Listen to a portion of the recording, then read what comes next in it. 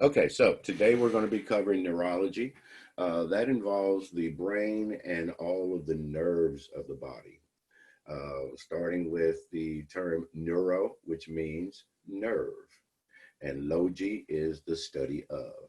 So, neurology, the term means the study of the nerves, neurology. Some other words that will be important to us today are cranio, which means the skull, the bones itself. Cephalo, meaning the head. So, for example, encephalitis, inside the head, encephal, cephalo meaning head, and cerebro meaning brain. If you remember, if anybody ever watched the X-Men, you'll remember that, or you might recall whenever Xavier went into that big round room and put that helmet on. That room was called cerebro, or the brain. Okay. So neuro, cranio, cephalo, and cerebro, all word parts being important for us today. All right, now I want to switch to the textbook and take a look at this lady standing here in this position. And this is page 461. And you'll see that her brain has the main connection coming out of the brain, coming down the spinal cord, or coming down through the body. We call that the spinal cord.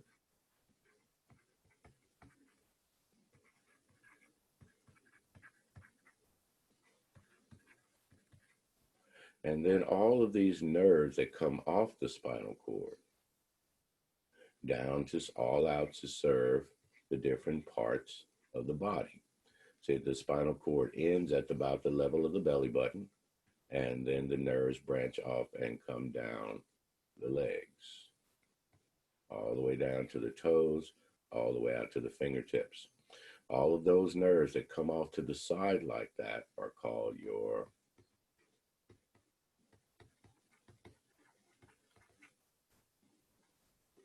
peripheral nerves.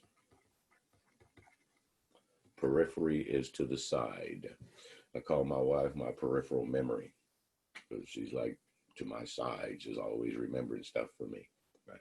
So the peripheral nerves, and y'all will see the spelling of that a little bit better on the next page. So the brain and the spinal cord, and then all the peripheral nerves that come out and service all the different parts of the body, the fingertips all the way down to our toes.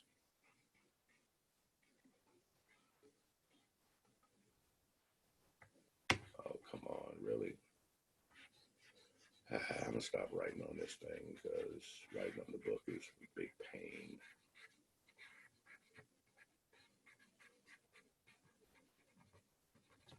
All right, get a little OCD about that too. All right, so let's see how these structures are organized, and there are your word parts: neurology, the nerves, and the study of. Okay, so all of these systems together is known as the nervous system. And the doctors who study in that area is your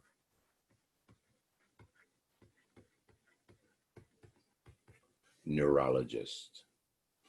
This is an appointment that I've got to make. I got to go see the neurologist about the doggone paresthesia in my left leg and foot right now. We'll be talking about what paresthesia is here a little bit later. So the neurologist works in this area. They specialize in the nervous system. Now, if you follow this table right here, you'll see that the nervous system actually has two parts going this way. Follow the connections. 1, 2.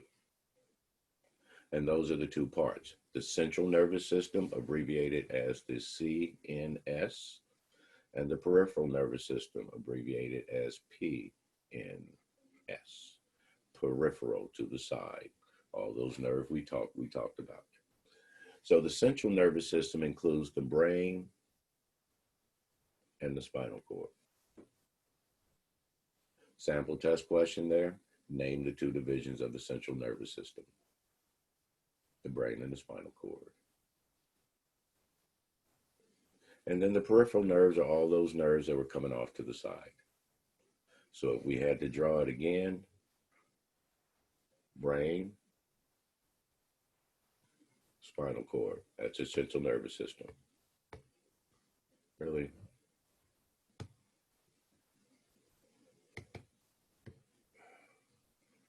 And all those nerves coming off down the arms, out to the chest, and down the legs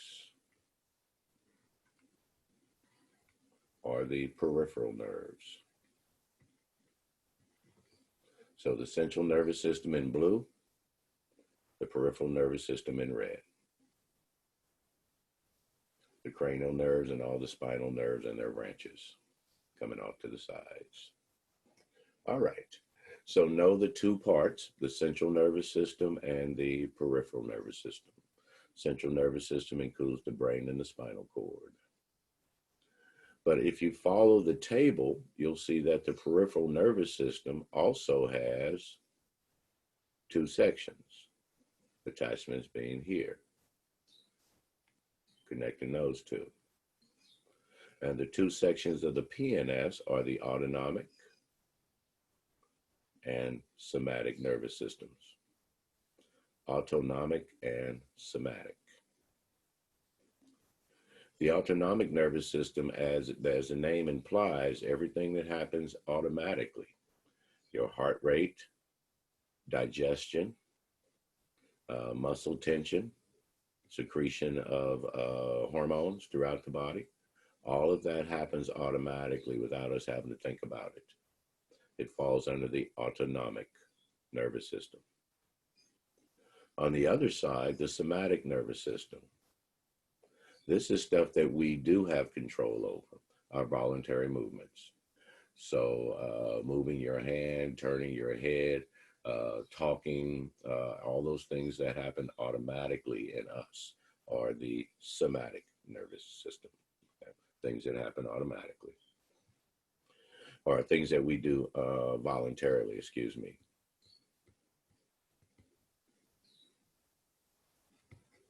Voluntary. And automatic is over here under the autonomic.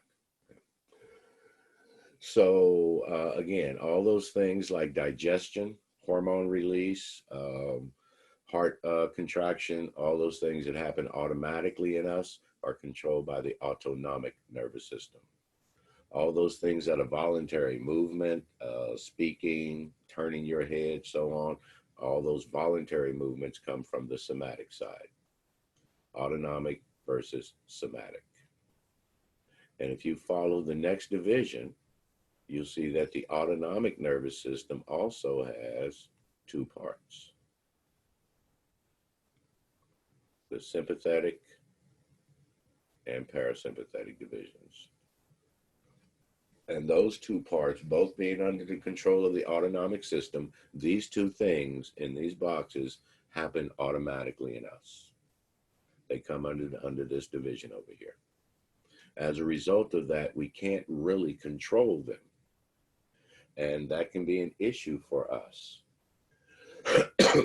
because this is the system that people often refer to as your fight or flight response. And the truth of the matter is that these words, fight or flight, should not be in one box. Both of these together is the fight or flight response. Okay. One of them turns us on,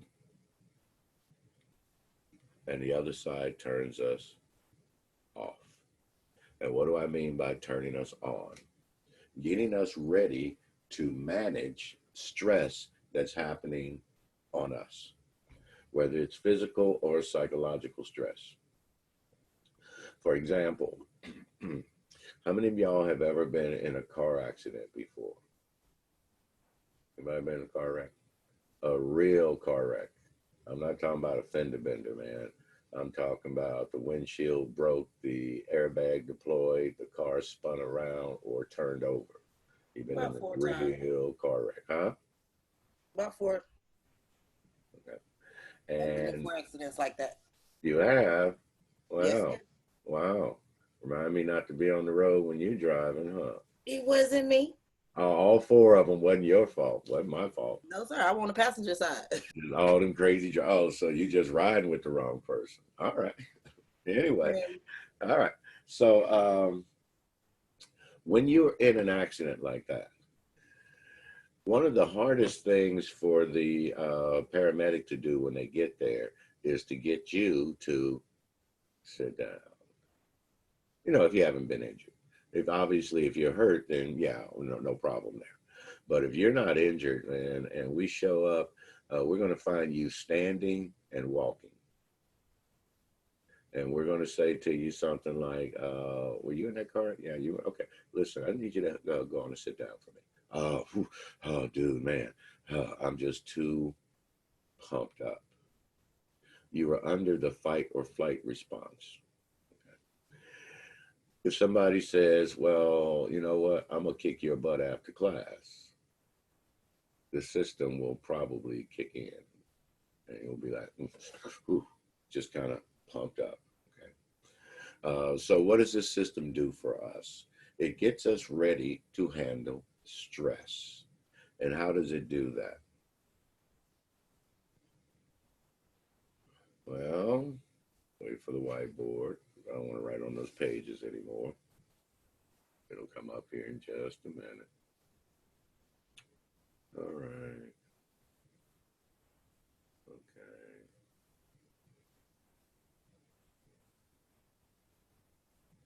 Da, da, da, all right. So if you are ready to fight or run away, what are you going to need to fight or run away from something? You're going to need, first of all, energy. And energy comes in the form of glucose.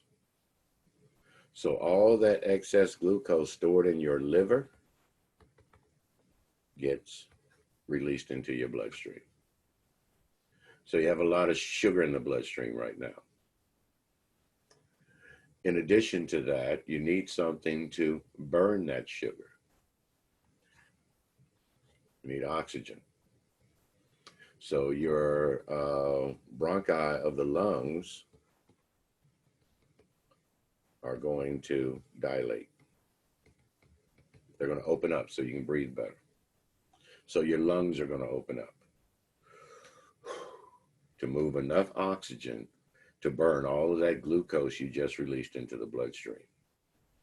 And since you have all this oxygen and glucose coming in, you now need to move that stuff around the body.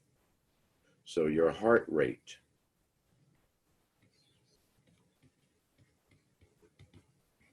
is going to go up.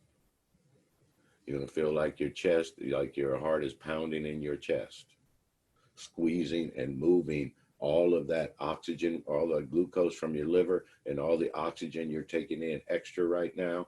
The heart needs to move that around for you, because so your heart rate's going to go up. Feels like your chest, like your heart's pounding in your chest.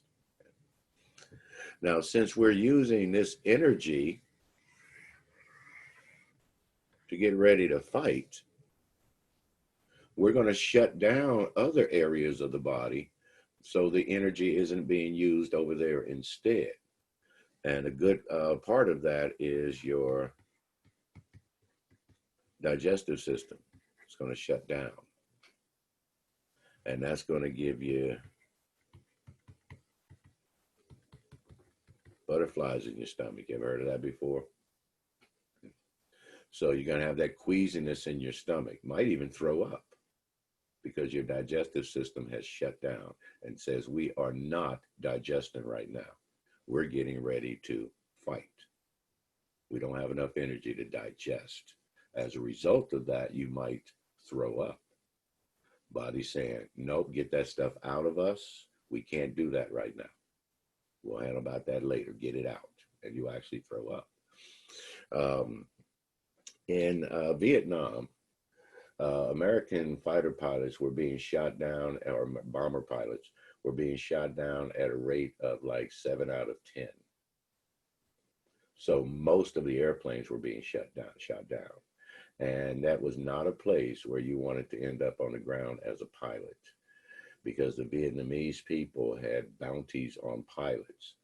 I mean, imagine you're in your village, these planes are flying over, dropping bombs on you, and there's nothing you can do about it. They're killing everybody around you, and there's nothing you can do. Now, what would you do if you finally got your hands on one of those people? A plane finally did come down, and you have one of the people who's been bombing your village for the past 6 months. What are you going to do to that person? They often did not make it to, prisoner of war camps and things like that. Pilots were usually killed if they crashed. So the reason I'm bringing that up is that it was not uncommon for pilots during that area to throw up before every mission, because there's only a 3 out of 10 chance that they'll actually come back. Okay? So pretty much they're flying off to die in many cases. So imagine the stress on the body when you're being told you have to get in that airplane and fly over and do this mission. Okay? And many of them threw up right before getting into the airplane to go and fly. Okay? So digestion is going to shut down for you. You're also going to, because digestion shuts down, salivation shuts down. And your mouth is going to get all dry and pasty. Okay? So you got butterflies in your stomach, your mouth is dry, your hands are shaking. Why are your hands and lips and things like that shaking on the body? Because if you're going to be fighting, you need all the strength that you can get. And as a result, your body is going to release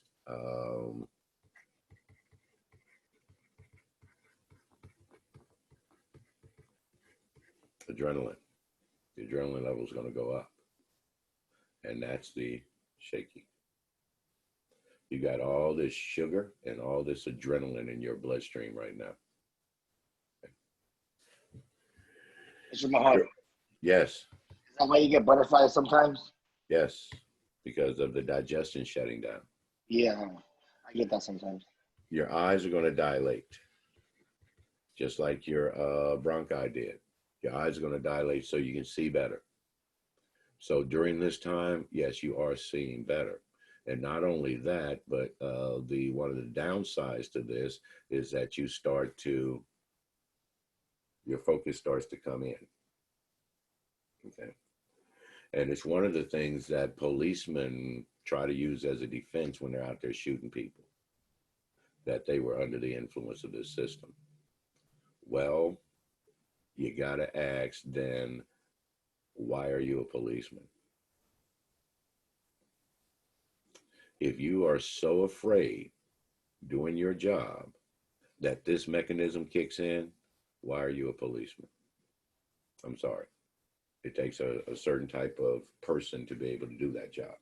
And if you're a person that loses your cool, why are you in that job? Okay? And if you're so afraid, then go find another damn job to do. Okay? It becomes that we become the enemy. We are not the ones that they're protecting. We're the ones that they're controlling. And we are the bad guys. Everybody is a bad guy. And they're afraid when they pull you over. So imagine the policeman who just pulled you over walking up to your car in this state. This is the person that's going to shoot you 15 times sitting in your damn car.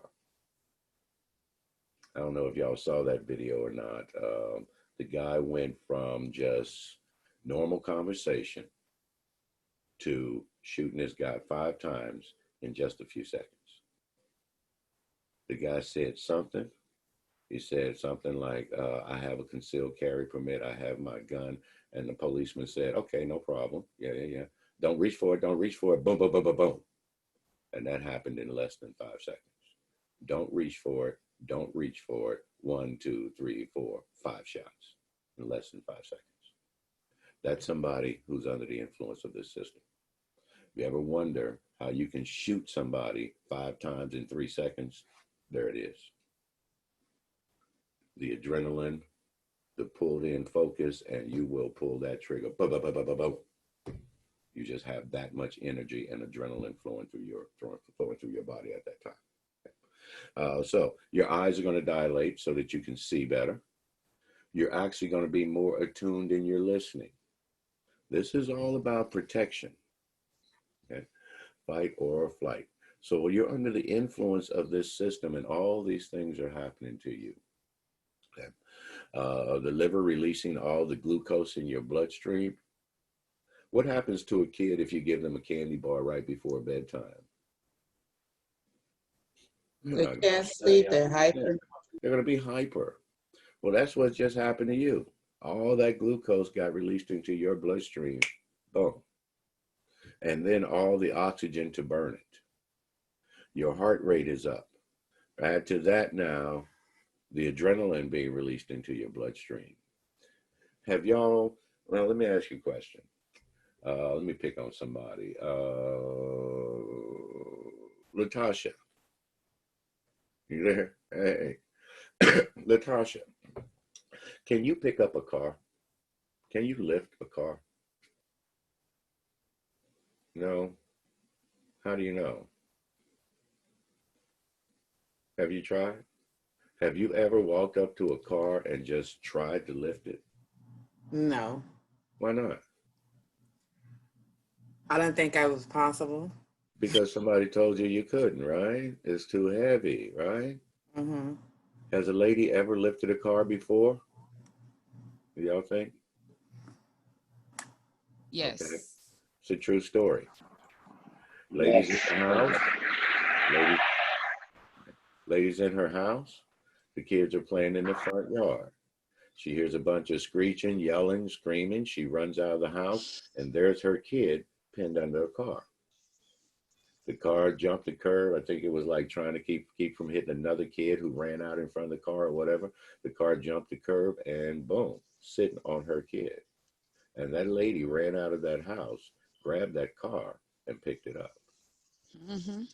And somebody dragged the kid out from underneath. Now, she probably pulled every muscle in her body. But do you think for a second that that lady was running to that car thinking, I can't lift a car? See, in that moment, she forgot that she couldn't lift a car. And she ran out there and she picked that bad boy up. Now, it takes me or reminds me of the parable of the elephant. Have you ever seen a circus or whatever out there that uses elephants, and they will keep the elephant tied to the ground with a single stake, a tether around the one leg, and then a stake driven into the ground? And that stake can't be more than, a foot or two, a foot and a half long, 18 inches long or whatever. Do you think that full-grown elephant could pull that stake out the ground if they wanted to? Sure he could. Why doesn't he? Because he's been tied to that same stake since he was a baby elephant and couldn't pull it up and has stopped trying. So now this full-grown 2-ton elephant, as soon as they feel any resistance on the leg, they stop pulling because they're convinced that they can't pull it up. If somebody convinces you of something, then you won't try. And that's why you don't know if you can lift a car or not, because you've never tried, because somebody convinced you that you couldn't. That lady ran out and she picked that damn car up. My kid's under there. There is no way. And she was never thinking, I can't lift a car. But those are the kind of things that we could be capable of when we're under the influence of this system. Again, the lady probably pulled every muscle in her body, but she lifted that damn car and probably spent the next couple of weeks in the hospital, but she lifted that car. The man whose kid was locked in the back seat of the car. Car was still running, and he panicked. The keys were in the car. The doors were locked. The kid was trapped in the back seat. He panicked, and he punched the window out with his fist. Again, he probably broke every bone in his hand, but he got the kid out that car. So when somebody is under the influence of this system, that'd be a good time to leave them the hell alone. See, when we think, when we see somebody, for example, your kids, and you're getting ready to duke it out, and this other kid appears like they're afraid, they're shaking, their lip is quivering, that's the time you probably want to leave that kid alone. Because if they really are afraid, they could do you some damage. Just like the lady who picked up that car. This is a kid who could punch you in the face and just break your jaw. I mean, you usually don't see that kind of stuff in kid fights, you know, broken jaws and stuff like that. You see bloody nose, you see black eye, but you don't see fractured skulls or broken jawbones, that type of stuff. But if a kid is under the influence of this system, yeah, they could punch you and break your damn jaw. And break their hand too. There's this one kid, y'all. I didn't, when I was young, I always had cousins around me, so it wasn't a whole lot of fighting. It was more reputation than anything else, or, living off the family's reputation. But every now and then, I would get into a fist fight or whatever. This one kid, I was just not afraid of this kid. He was smaller than me, He looked like he was scared, ready to punk out and run away. And I'm just telling my cousin, I got this. I guess I was maybe 11, 12, whatever.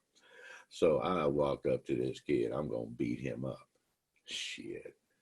That little kid, man, he was just a little bit, he was the same age, just a little bit shorter than I was. That kid, man, hit me in the face, had to be 15 times. I felt like, the boxers, when they be hitting that bag, because that's all I saw was just fists, man. Bloody nose, lip cut, and this kid's running away now. How did he hit me like that? The adrenaline. So I'm chasing him. I couldn't catch him, but there's his brother standing on the side. And the kid just embarrassed me like that in front of him. I'm going to hit somebody. So I ran up and I hit his brother. I was like, what you hit me for? Because I can't catch your brother, man. Shoot, anyway, going to embarrass me like that, hit me that, man. And my friends just made fun of me for so long. That little dude beat your ass, man. Anyway, that kid was probably under the influence of this system. The more scared you are, the more damage you might do to somebody. Because this system makes you almost superhuman, if you will. So that is when we are turned on. We fight or get ready to run. Either way, you need all of this energy.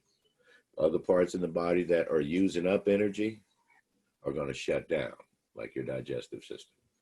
Those parts that need to move the energy around for you, they're going to kick into overdrive. Your respiratory system, your heart rate, all that's going to kick into overdrive to move this stuff around for you. The added adrenaline, and next thing you know, you're doing superhuman stuff out there. Things that you would never expect somebody to be able to do. All right, now the other side of it is the parasympathetic system.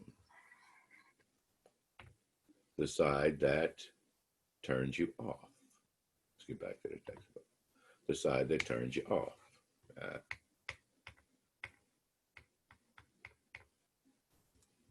The parasympathetic.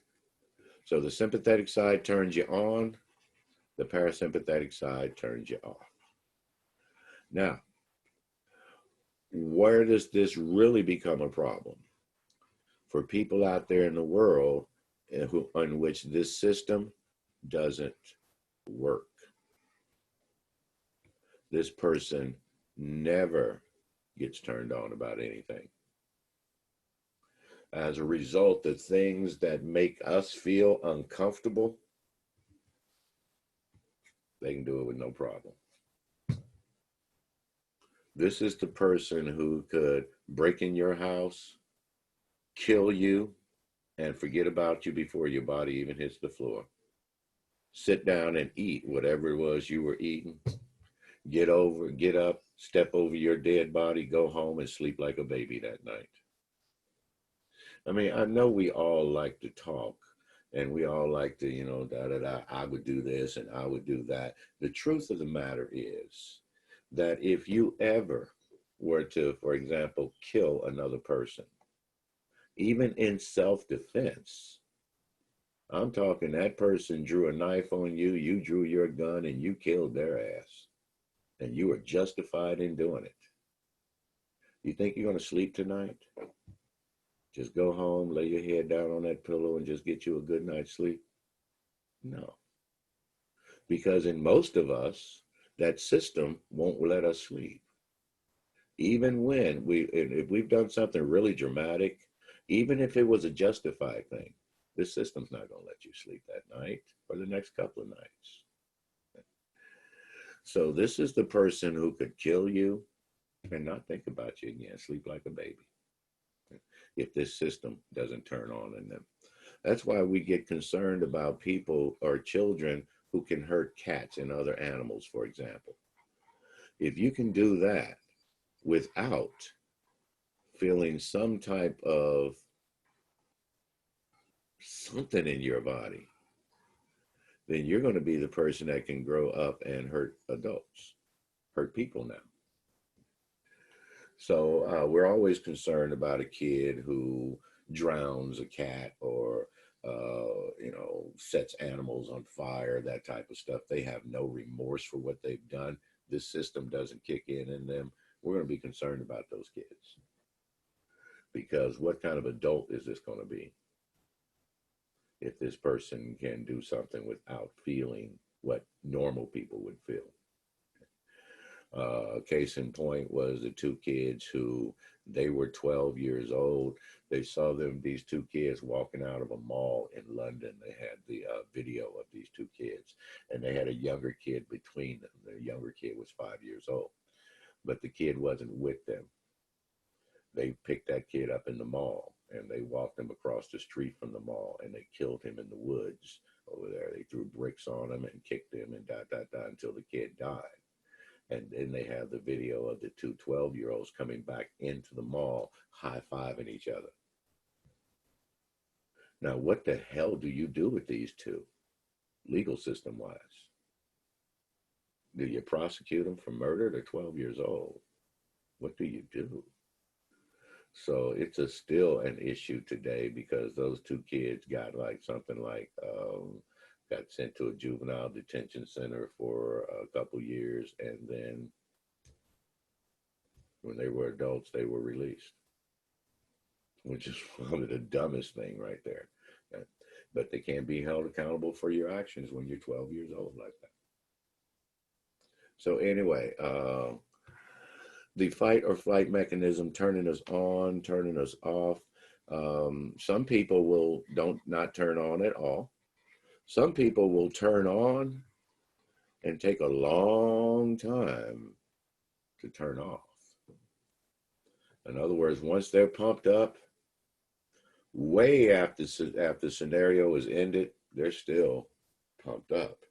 Remember I told you, you're probably not going to be able to kill a person today and then sleep tonight. You're still going to be under the influence of this system. And that's another problem with emergencies. When the ambulance shows up at an accident site, we need everybody to just kind of, step back out of the way.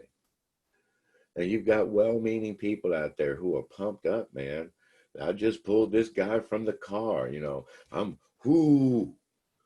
and I want to help. Well, you want to help, step out of the way. Well, let me open this for you. No, don't open that. Well, no, don't grab that. Just step out of the way. They're pumped up and they want to help.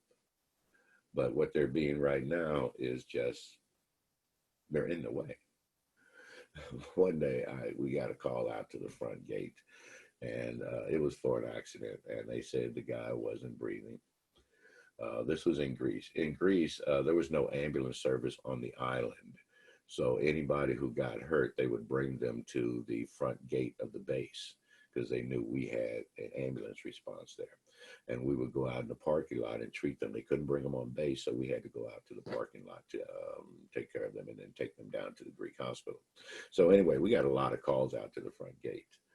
So there was that call, and we got out there, man. And as I was approaching the area, the guy was obviously on the ground. There was an entire crowd around him, and I'm just getting sick of this shit, man. People being in the way, having to push through the damn crowd to get to the person and dot, dot, dot. So as I was walking up, I dropped my bags. There were two guys that were squatting down with their backs to me. They were both wearing the Air Force uniform, but they were in my way, man. So I kind of stepped between them, and I grabbed each one of them by the back of their shirts, and I pulled them back, and they fell back on the ground and all that. And I stepped in and did what we had to do. The guy was dead. Wasn't a whole lot we could do, but get out my damn way, man. So I grabbed these people. I shoved them back and did my thing. Anyway, when we were done and we were packing up everything, one of the policemen from the front gate walked over to me and he said, "Man, you got balls." And I said, "What are you talking about?" The two people that I grabbed by the shirt, one of them was the hospital commander, my big boss. And the other one was the base commander, his big boss. So both commanders squatting down, I grabbed them by their shirts and shoved them on the ground.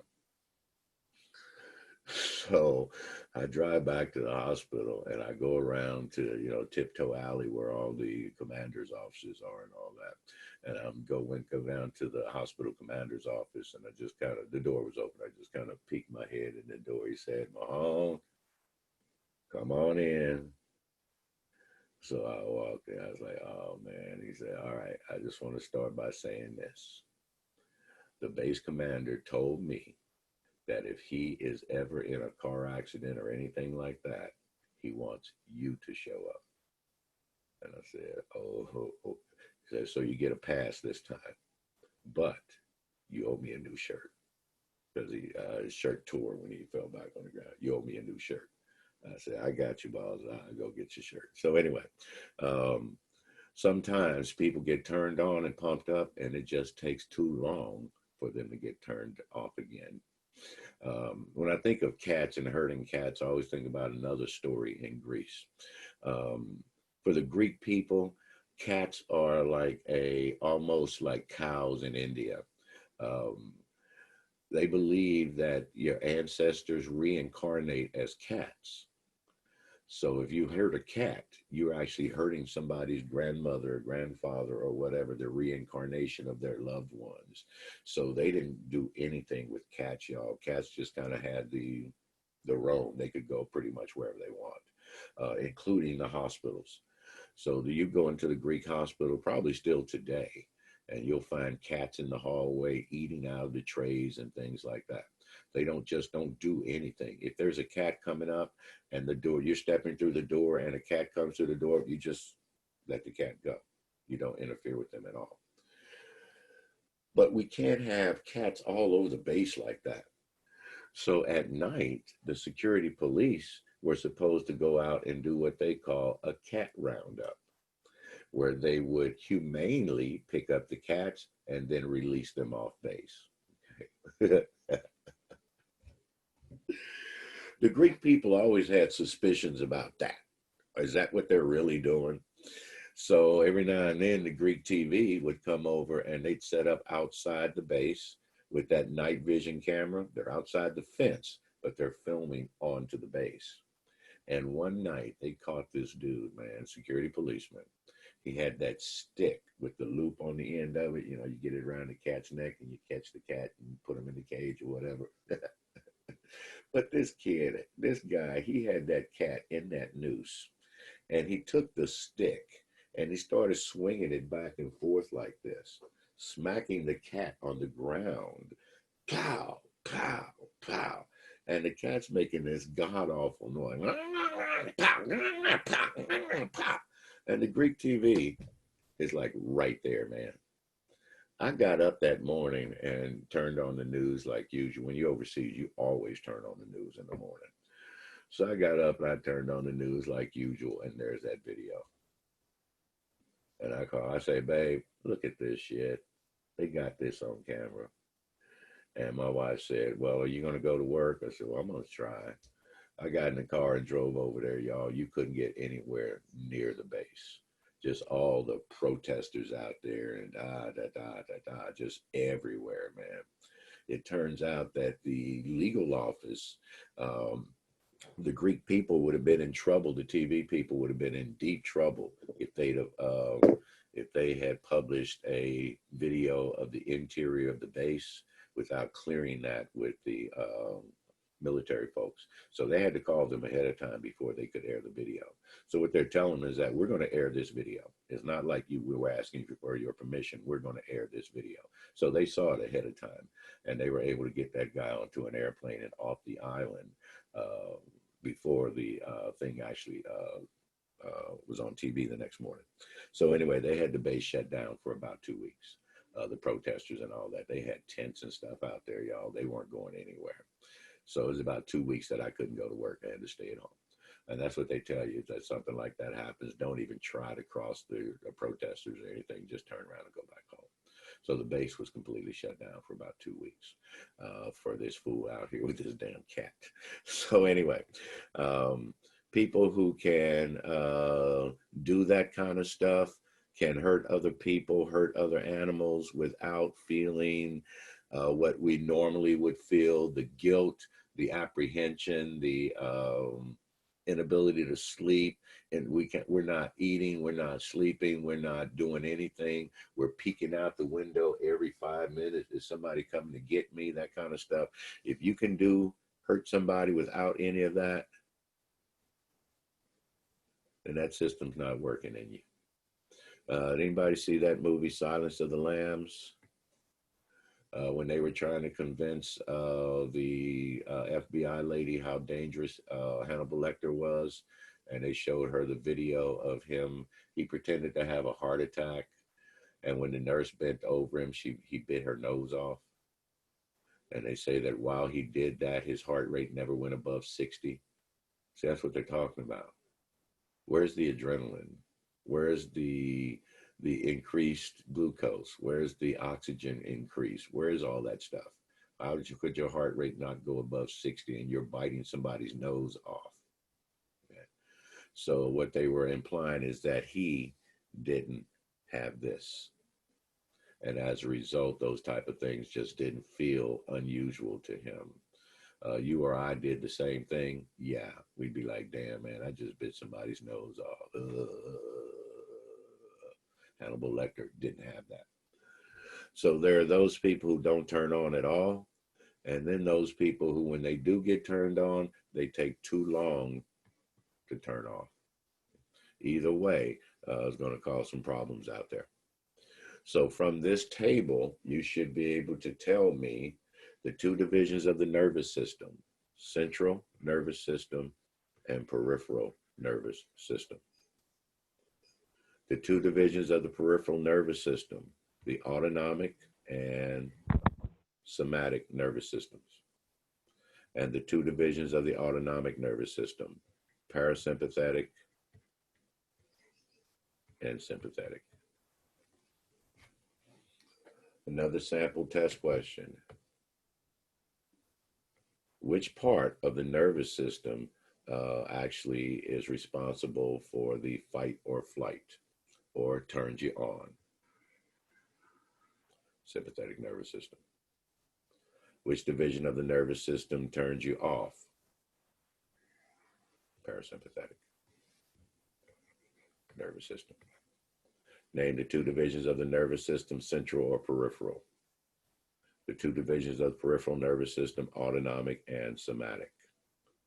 The two divisions of the autonomic nervous system, parasympathetic and sympathetic. Name the division of the nervous system that turns you on, sympathetic, and the division that turns you off, the parasympathetic.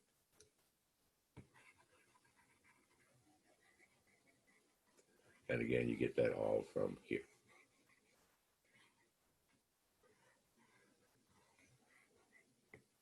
Okay, so let's, we've been going at it for a little bit. Let's go ahead and take a break. It is about 7 minutes after. Let's take a break until 20 after. It gives about 12 or 13 minutes. 20 after.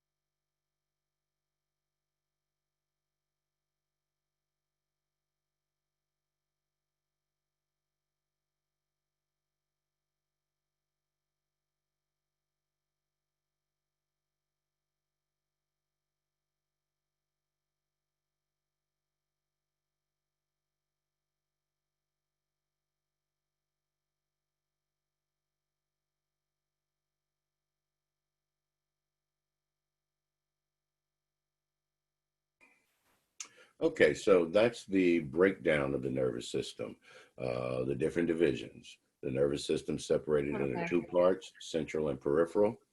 The peripheral separated into two parts, autonomic and somatic. And the autonomic separated in two parts, the parasympathetic and sympathetic. When you do your test, have this part out in front of you.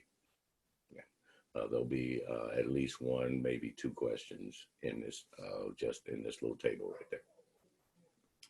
All right, so let's talk about the brain itself.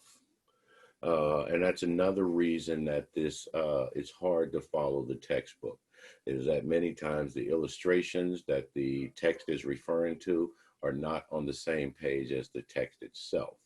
So you have to read it, turn the page and look at it, go back, read it, turn the page and look at it, and so on.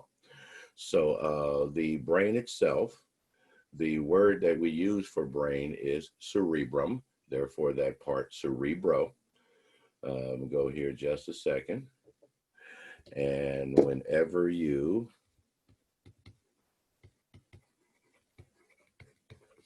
add the UM to the end of a word,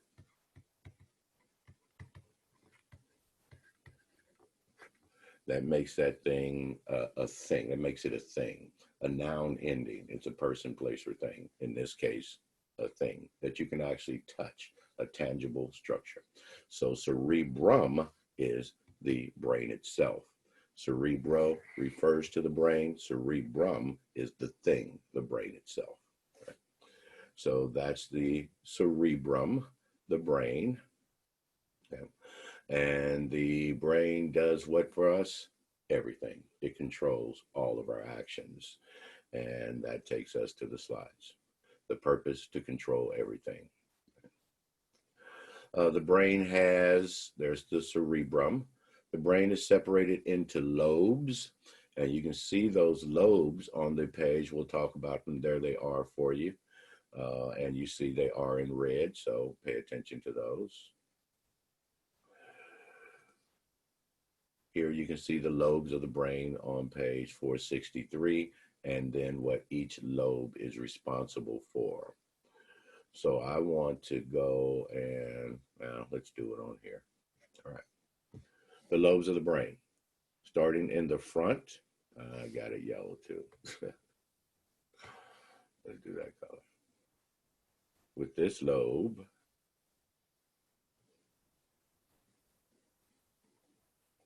right there.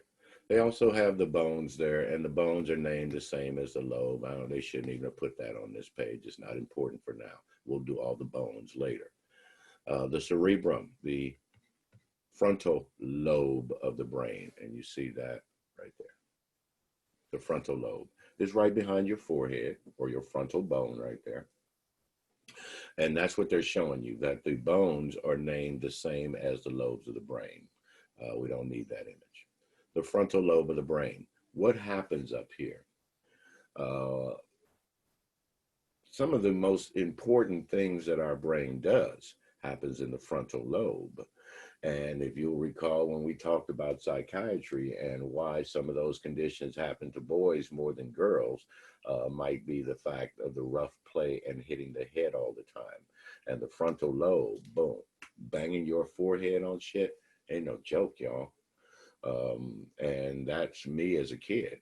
I don't know how many times I cracked my forehead. One time I was chasing my sister up the steps, and the concrete steps in front of the big house, slipped and fell and hit my head right on the corner of the freaking step. Okay? Like, bang. Other time I was messing with some girls in the playground. It was like 4th or 5th grade, swinging around and and bang, right into the damn wall. Walking into things, telephone poles and stuff like that when I was a kid. Hitting my head on the refrigerator. When we moved into the house, my room was in the basement, and the refrigerator was right by the steps coming up from the basement. And my mom would open the freezer door all the way, the upper door, and it'd be across the damn doorway. And I'd come running up the steps, bang, right into the damn freezer door all the time. So I don't know how many times I hit my forehead as a kid. And what happens up here? First of all, conscious thought and intelligence. This is where we make decisions. And I think I mentioned that when I was a young man, every time I got myself in trouble in my life, it was because of impulsive stuff. Okay? And the ability to weigh out decisions, should I do this thing or not, was difficult. And I was always acting impulsively. It might be the result of all the blows to the frontal lobe. Okay? So originate conscious thought and intelligence. This is where we think about things, where we make decisions, where we weigh decisions. In other words, should I do this thing or not? All of that comes from the frontal lobe. Predicting future events and consequences of our actions. In other words, doing shit without thinking about it.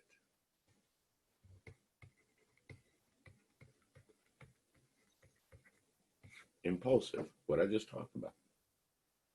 Why did you throw the rock at that police car? I don't know. I just did it. You do shit without thinking about it. You don't weigh the consequences. You just do it. So the ability to do that comes from the frontal lobe. Coordinate information and analyzes information coming in from other lobes of the brain. We'll mention that here a little bit when we talk about all the other lobes and what they do. And then it continues on the next page. Exerts conscious voluntary control over our skeletal muscles. In other words, when I want to, remember making decisions, when I want to pick something up, the decision to pick that thing up comes from my frontal lobe.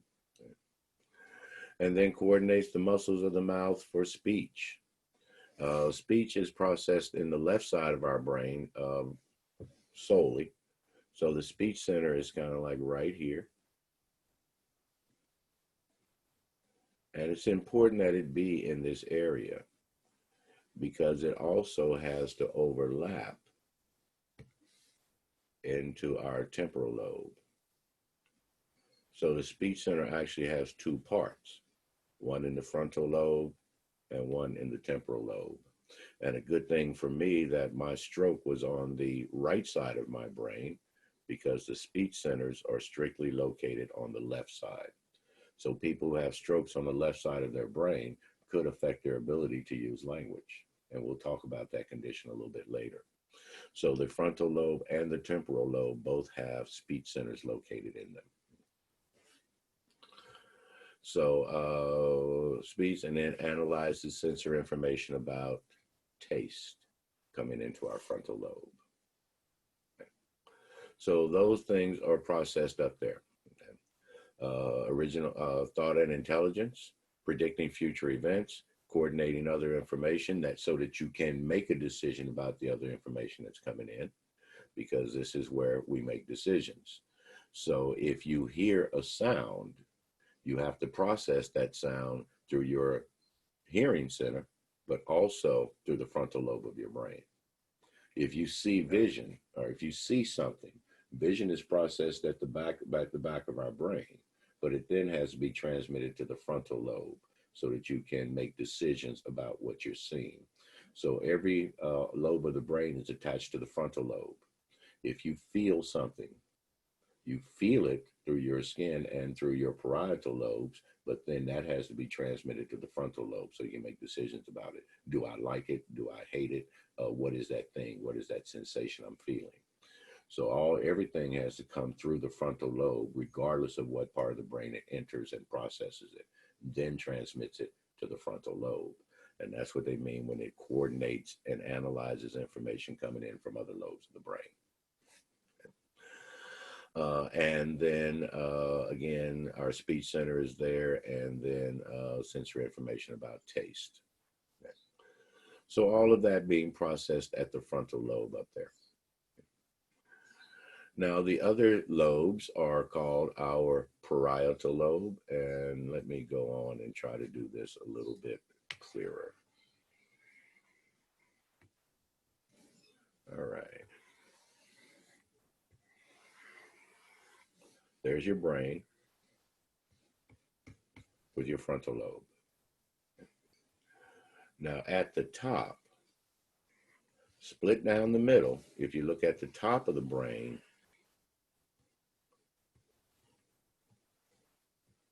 it will look like this, with your frontal lobe and then the two lobes at the top of the head. These are your parietal lobes. And you see they're separated down the middle. So there are two of these. The frontal lobe is one. The frontal and then your two parietals. Separated down the middle. At the sides of the brain, and we'll talk about what each one does. Let's just get them named. The sides of the brain, on each side, here and there, are your temporal lobes. Two of those. And at the back of the brain is your occipital lobe. One.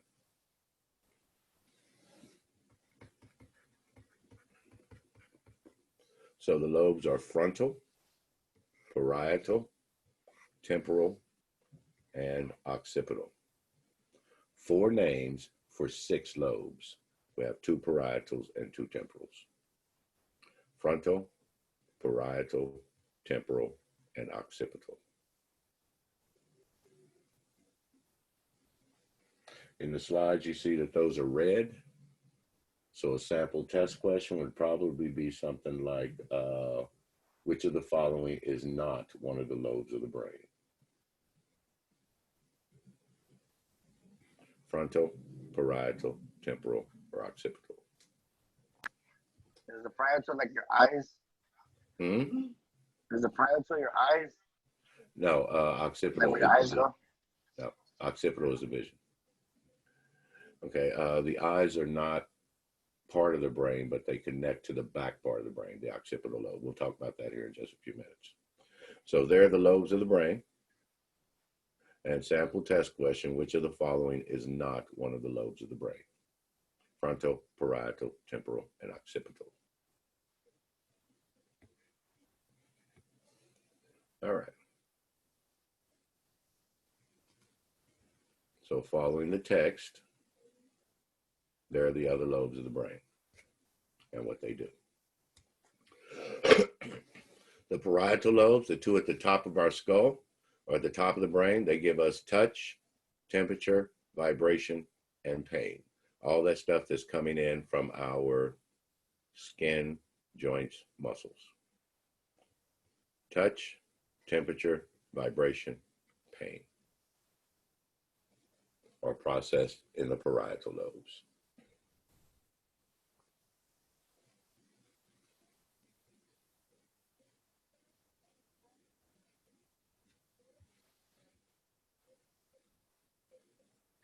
The next 2 are the temporal lobes. They're located right above our ears on both sides. And since they are co-located with the ears, what do you think we process in the temporal lobes? Sensory information about hearing.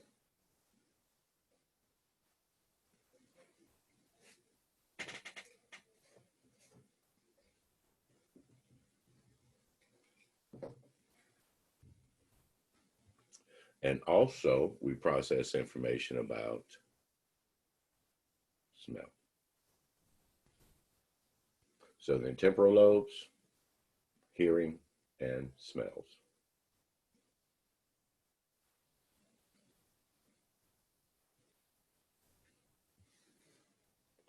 And in the occipital lobe, we process information about vision.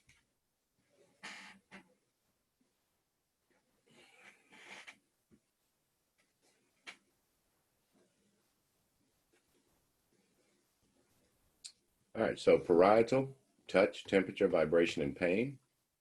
Temporal lobes are hearing and smells. Occipital lobe is vision.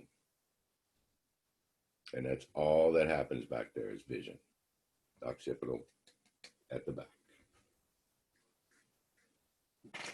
Okay, so let's go back to our brain on the whiteboard. And how is all this information coordinated? And let's use vision as an example. Get our brain back in here.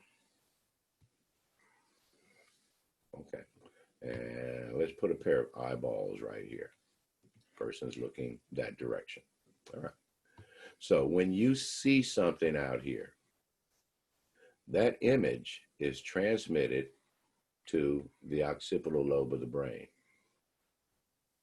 Back there, it's a symbol into a picture. But now you have to search your memory to discover or to see if you've ever seen that thing before. The occipital lobe doesn't do that for you. The image now has to be transmitted to your frontal lobe. The frontal lobe then searches your memories to determine if you've ever seen that thing before. And if you have, what is it? For example, you're walking through the flea market and you see Mr. Mahone. You see that image. You transmit that to your occipital lobe. It assembles the picture and says, hey, that's a man.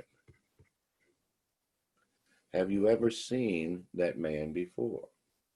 That gets transmitted to your frontal lobe. The frontal lobe then searches the memory and goes, oh yeah, that's Mr. Mahone. That's what we mean when we say the frontal lobe coordinates information from all other parts of the brain. And same for smell. You smell something, that gets brought into your temporal lobe. The temporal lobe transmits the information to the frontal lobe. The frontal lobe searches your memory and goes, oh yeah, that's chocolate cake. I remember that smell. So the frontal lobe has to constantly search the memories for you and assign meanings to things. Okay? So that's any information that comes into the brain is processed by that part of the brain and then transmitted to the frontal lobe. The frontal lobe then searches your memories. Another example, somebody says to you,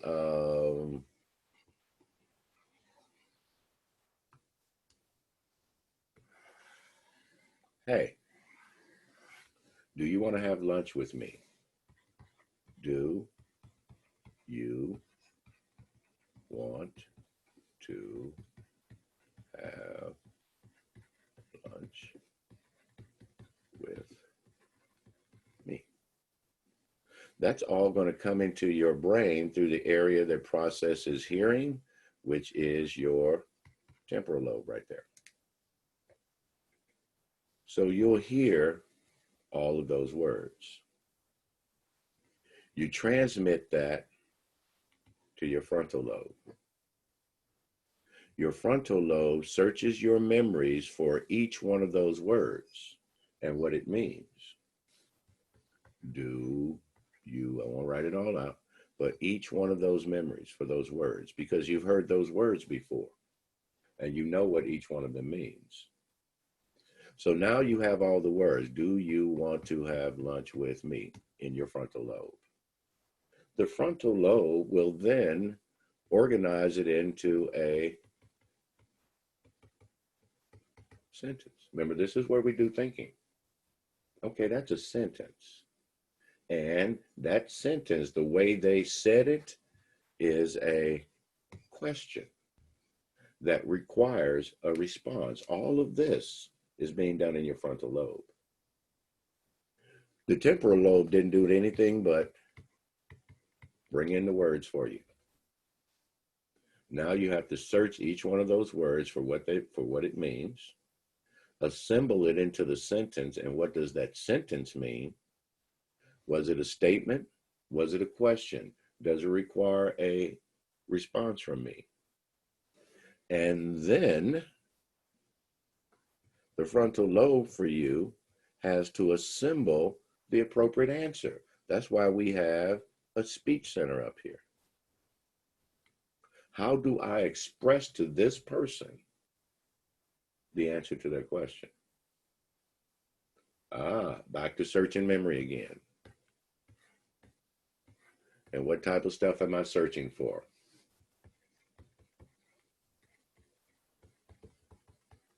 Do I know you? Oh, yeah, I remember you. That's Mr. Mahone. Or that's Selena. Yeah, I remember you. Now, do I want to have lunch with you? Now it's time to make a decision. That decision is going to involve more than you actually think. First of all, have I had lunch? Do I even want lunch? Number two, do I like you? What do I feel about you? Do I want to have lunch with you? What are the connotations for having lunch with somebody beyond just normal eating? Is this person like, hey, let's just eat? Or is this person like trying to get close to me, having a date, if you will? All of this is running through your frontal lobe before you answer that question. And how long does it take all of this to happen? Do you want to have lunch with me? Zoom, zoom, zoom, zoom, zoom, zoom, zoom, zoom, zoom. No, thank you. It's happening that fast. But this is all the stuff you're doing. Moving this information around in your brain, searching memories, determining what it means to have lunch with somebody. Was that a question? Is this person asking me out on a date? Is this a working lunch? All of this is running through your frontal lobe. And then finally, you have to search the words to express, no, I don't want to have lunch with you. Thank you. All of that's happening in your brain that fast. As you get older, it might not happen that fast. An older person might have to sit there and look at you for a second while they're processing all of that. And one of the ways that you can buy time to process everything is what my wife does. No matter what I say, she says, huh? And it gets on my damn nerves. Babe, you want to go have some lunch? Huh? Babe, do you want to go have some lunch? Damn. Everything I say, I've got to say twice. Because she always says, huh. And look at y'all laughing because y'all know y'all do that shit too. You're stalling. Hey, babe, you want to stop by Walmart? Huh? And now it's gotten to the point where I just go, okay, what did I just say? Well, you asked me if I wanted to stop by Walmart. Then why did you say, huh? Getting on my damn nerve. Just did it. I don't know what day it was, just this weekend. Babe, you want to, huh? Now, what did I just say to you? Oh, you asked me if I wanted to go to the flea market. Then why did you say, huh? I don't know, it's just a habit. Getting on my damn nerves. Stalling for time because your little brain don't work like that fast anymore. Anyway, and I guess it must be just women because look at all y'all laughing. Because y'all know y'all all do it. Anyway, and then you wonder why the man's like, get on our nerves. Anyway, so that's how complicated communication is, or anything. You see something, you assemble it to an image, transmit it to the frontal lobe. Frontal lobe search your memory to see if you've ever seen that thing before, or who is this person that's talking to me, or what is that car pulling up in the driveway.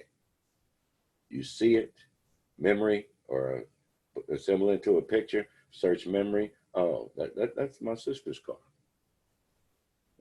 And you do it that fast.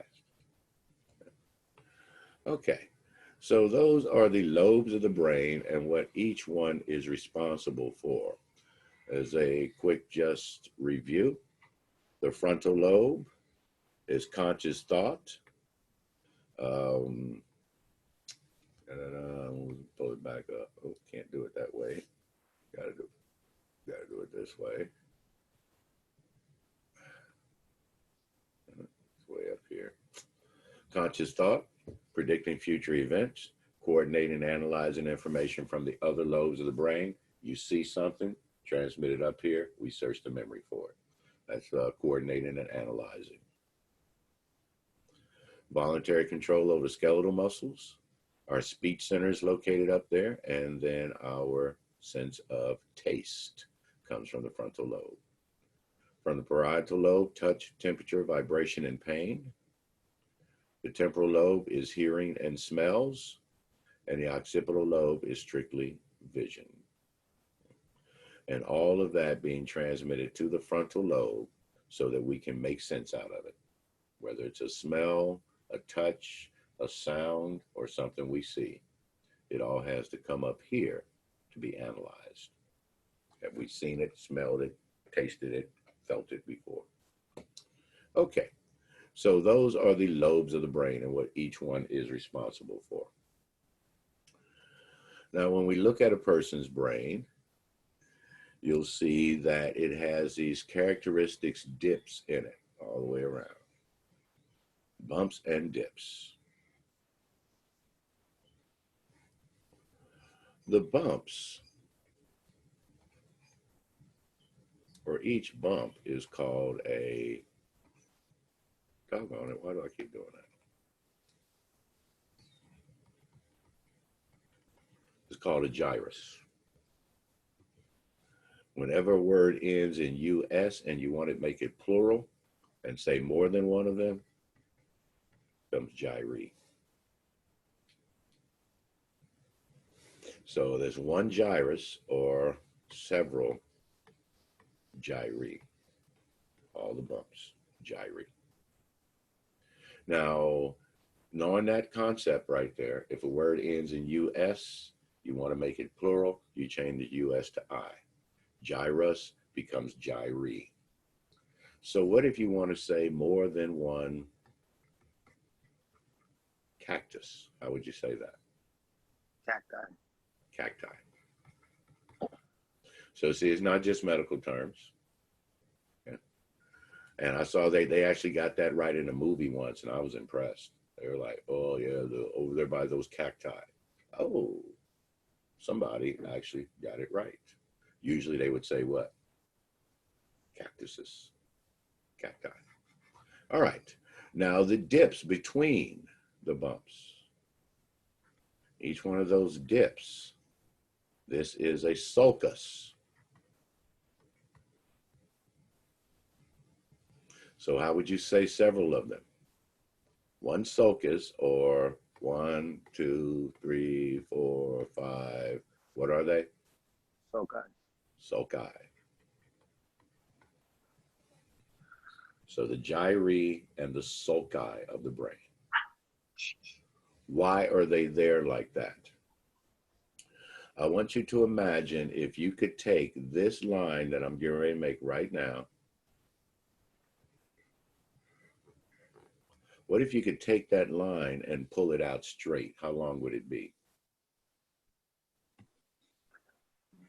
Something like that. So what's happening is you've gotten something this long squished down to a space like that. So that's why the brain has those bumps in it like that. It's literally squished in like an accordion, giving us more surface area in a tighter space. So this line is just as long as that one, but it squeezes into a smaller space. So you have more surface area along here tucked down into that tighter space. So that's why we have sulci or gyri on the brain, squished in to give us more surface area. And every time it dips down like this, that's an area that you would be absent if it was straight or smooth like that. So you have more surface area by dipping down like that. All right. So some of the sulci go deep into the brain. And in that case, they are called fissures. So when you see sulci going dipping in like that, and then one goes way down, back up, and then more sulci, that dip right there is called a fissure. They go deep down into the brain.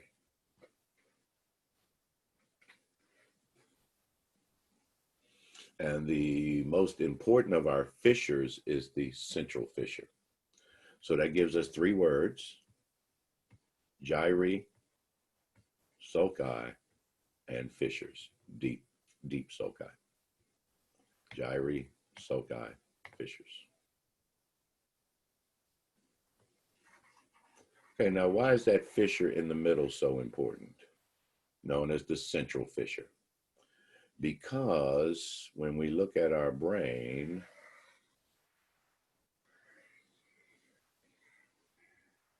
you see that the brain actually has two sections, or what we call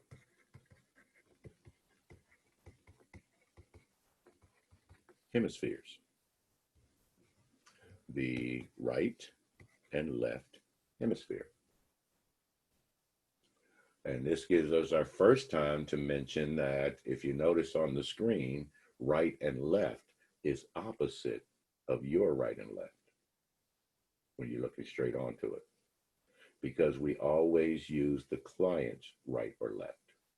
And since this person is facing us, their right hand is over here and their left hand is over there. So these are the right and left hemispheres of the brain. And by the way, I've seen doctors make that mistake. Refer to this as the left and that as the right, because it's their right or left. Remember, it's always the client's right or left. All right. So the right and left hemispheres of the brain. Okay. Now, technically, we have two brains because these two can function individually. Think of it like two computers. You've got a right computer and a left computer. Now, I'm trying to deal with this a little bit by having my right computer at work and my left computer at home. But I do something with the computer at work, and then I can't access that from the computer at home unless I do what? I network these two computers. I connect them together. Now, this computer can access information from that one and vice versa. The connection in our brain that connects that, or the connection that connects the two brains is called your corpus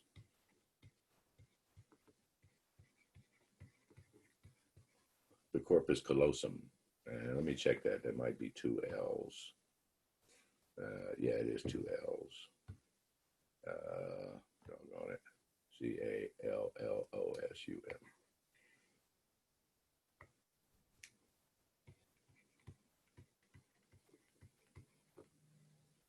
The corpus callosum. And you see it right there. In this image, here are your two brains, the right and left brains, with the corpus callosum connecting the two so that they can access each other. All right. What do I mean by access each other? They've got to be able to work together. In a classroom, what I would do right now is I would walk up to somebody, whoever's sitting in the front row, whoever happens to be close, and I would take a whiteboard marker or whatever, and I would extend it out to that person like this. And most of us would recognize that as somebody's handing me that. Here you go, take this, I want you to take it. Now, when the corpus callosum works together, both brains recognize that motion of handing me something. And both brains decide that the appropriate response would be to reach out and take it. And then your left brain would say, I've got it. And the right brain would say, okay, I'll remain. And you reach with one hand.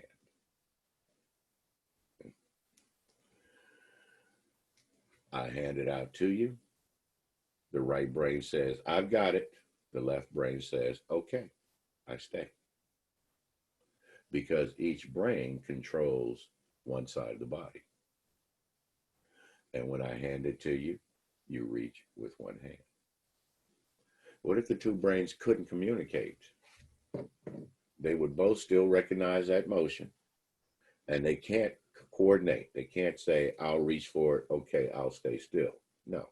And they both reach for it. So both hands would come out to grab the thing. And it would be so weird that one hand would actually take it, and the other hand would still be reaching for it. Because what else can't you communicate? I have it. Okay, I'll stop reaching for it. Once you grab it, you can't transmit to the other brain that you have it. So the other hand would be continuing to reach for it. That's a weirdness that would happen if your corpus callosum wasn't connected. Like two computers that just aren't connected. When I save one on this computer, says, okay, saves it on the other one as well. If they're not connected, I save this one, the other one doesn't get saved. If they're not connected, I grab it with this hand, the other hand doesn't get the message and continues to reach for it. If your corpus callosum is cut for some reason, and the two brains cannot communicate with each other. Why would a person's corpus callosum be cut like that? We do it on purpose. Called a corpus callosectomy. They go into your brain and they cut your corpus callosum. Why would they do that? Because you're having 25 seizures a day. And nobody can live a life like that. And once we cut the corpus callosum, they never have another seizure. But now they have to deal with the side effects of having the two brains not being able to communicate with each other. I would also demonstrate this in class by trying to walk across the classroom. If you're standing on one side of the room and you decide you want to walk over there, both brains have to cooperate, because you can't step with 2 feet at the same time. So the right brain says, okay, I'll go first. You extend your left foot. And then the other brain, okay, boom. And now you can walk across the room. The two brains communicating. Remember, one brain controls the other side of the body and vice versa. So your left leg is controlled by your right brain. Your right leg is controlled by your left brain. So those people who are left-handed are being controlled by their right brain. And you may have heard that before, that left-handed people are the only people in their right mind, because the right brain controls the left side of the body. And the left brain controls the right side of the body. People make that mistake sometimes. When I say I had a stroke on my left side, that was not my left brain. A stroke on the left side means you had a stroke in your right brain. The right brain controls the left side of the body. Why it's like that, I don't know. I've never been able to find anybody who can explain that. Why the right brain controls the left side, the left brain controls the right side. They cross over like that. We know where they cross, but we don't know why they cross like that. So the right brain controlling the other side of the body and so on. So that is the two hemispheres of the brain, right and left, each one controlling the opposite side of the body. What makes them work together is the corpus callosum. Think of it like a network cable between two computers, allowing them to communicate back and forth. All right, now right or left brain has nothing to do with right or left hand dominance, which, by the way, is determined before you're born. People are born right-handed or left-handed. It's not something that happens to you. And they just didn't understand this back in the day. My wife, is anybody wrong-handed? You right with the wrong hand? I'm right-handed. Everybody right-handed? Nobody wrong-handed? Y'all hear me saying that word, but you know what? If I'm right-handed, then you must be wrong-handed, right? Yeah, okay. Yeah, my wife. Wrong-handed. Yeah, my wife's wrong-handed. And it's, did y'all know wrong-handed people do things backwards? Like you lean your letters backwards. Yeah, when my wife writes, she writes like this.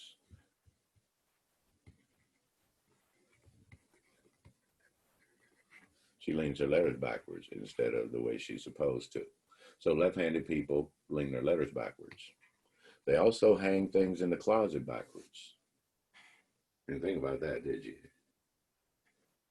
You see, when my wife puts my shirt on a hanger, she hangs it up with her left hand. So when I come along and take it out, I'm looking at the back of the shirt, and I have to now turn it around. I tell her all the time, stop hanging my shit backwards, man. Well, hang your own stuff up there. Da, da, da, da, da. No, you just hang it up right. Oh, wrong-handed ass. Now, back in the day, and even today, the left is considered evil. So the word we use for left is sinister, like an ocular sinister, or OS. That's your left eye, ocular sinister. So sinister is evil, and the left is considered evil. So left-handed people were considered evil. And they tried to make you be right-handed. My wife went to a Catholic school when she was a little girl, and he used to tie her left hand down to the chair and make her write with her right hand. So she can still write with the right a little bit today, but you know, it's kind of, faded over the years. But she was forced to do all of her work with her right hand, even though she's left-handed. When you give somebody the evil eye, ocular sinister, the evil eye, that's when you close your right eye and you look at them with just your left eye. And you're said to be giving them the evil eye, your left eye. So left was always considered to be evil or sinister. Right? But did y'all know there are things like left-handed coffee cups? Does that make sense? The hell you mean a left-handed coffee cup? When you hold your coffee cup like this, the logo, world's greatest dad or whatever, shows where people can see it. But if you turn it around and put it in your left hand, the logo will be towards you, and people can't read world's greatest dad. So that would be a left-hand coffee cup would have the logo on the other side. Many companies today have realized that, so now they put the logo on both sides of the cup. But that's a left-handed coffee cup. Left-handed oven mitt. If you take your basic oven mitt and you put it on your left hand, the burn-proof surface is going to be out here, and the cloth will be here in the palm of your hand. So you're setting the damn pot holder on fire. So left-handed oven mitts have the burn-proof surface on the other side. And y'all know about the old retarded scissors. The left-handed scissors, the ones that got the green rubber. In school, you went up to get scissors out the box, and the only ones left are the retarded ones. Why? Because you can't cut with them. It tears the freaking paper if you try to cut it if you try to use them with your right hand. I watch my wife all the time, man, cutting out coupons and stuff. I'm like, babe, because she's tearing the coupons trying to cut. And I'm like, babe, you want me to get you some of them retarded scissors? I don't need no damn dad. I can cut. No, you can't. Look, you're tearing the paper, man, trying to cut with your left hand. So anyway, right or left brained has nothing to do with right or left hand dominance. You are right or left-handed when you're born. Now,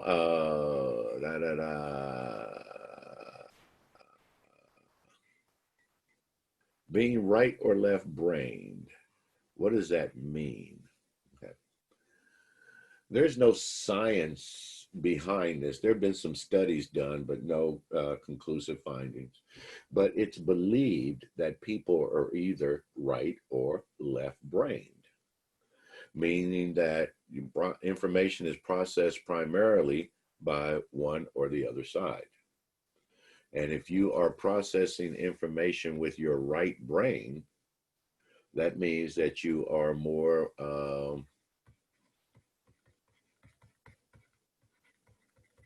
more creative in your thought processes. And if you are processing information with your left brain, you are more logical in your thought processes. Now, what do we mean by that? Okay.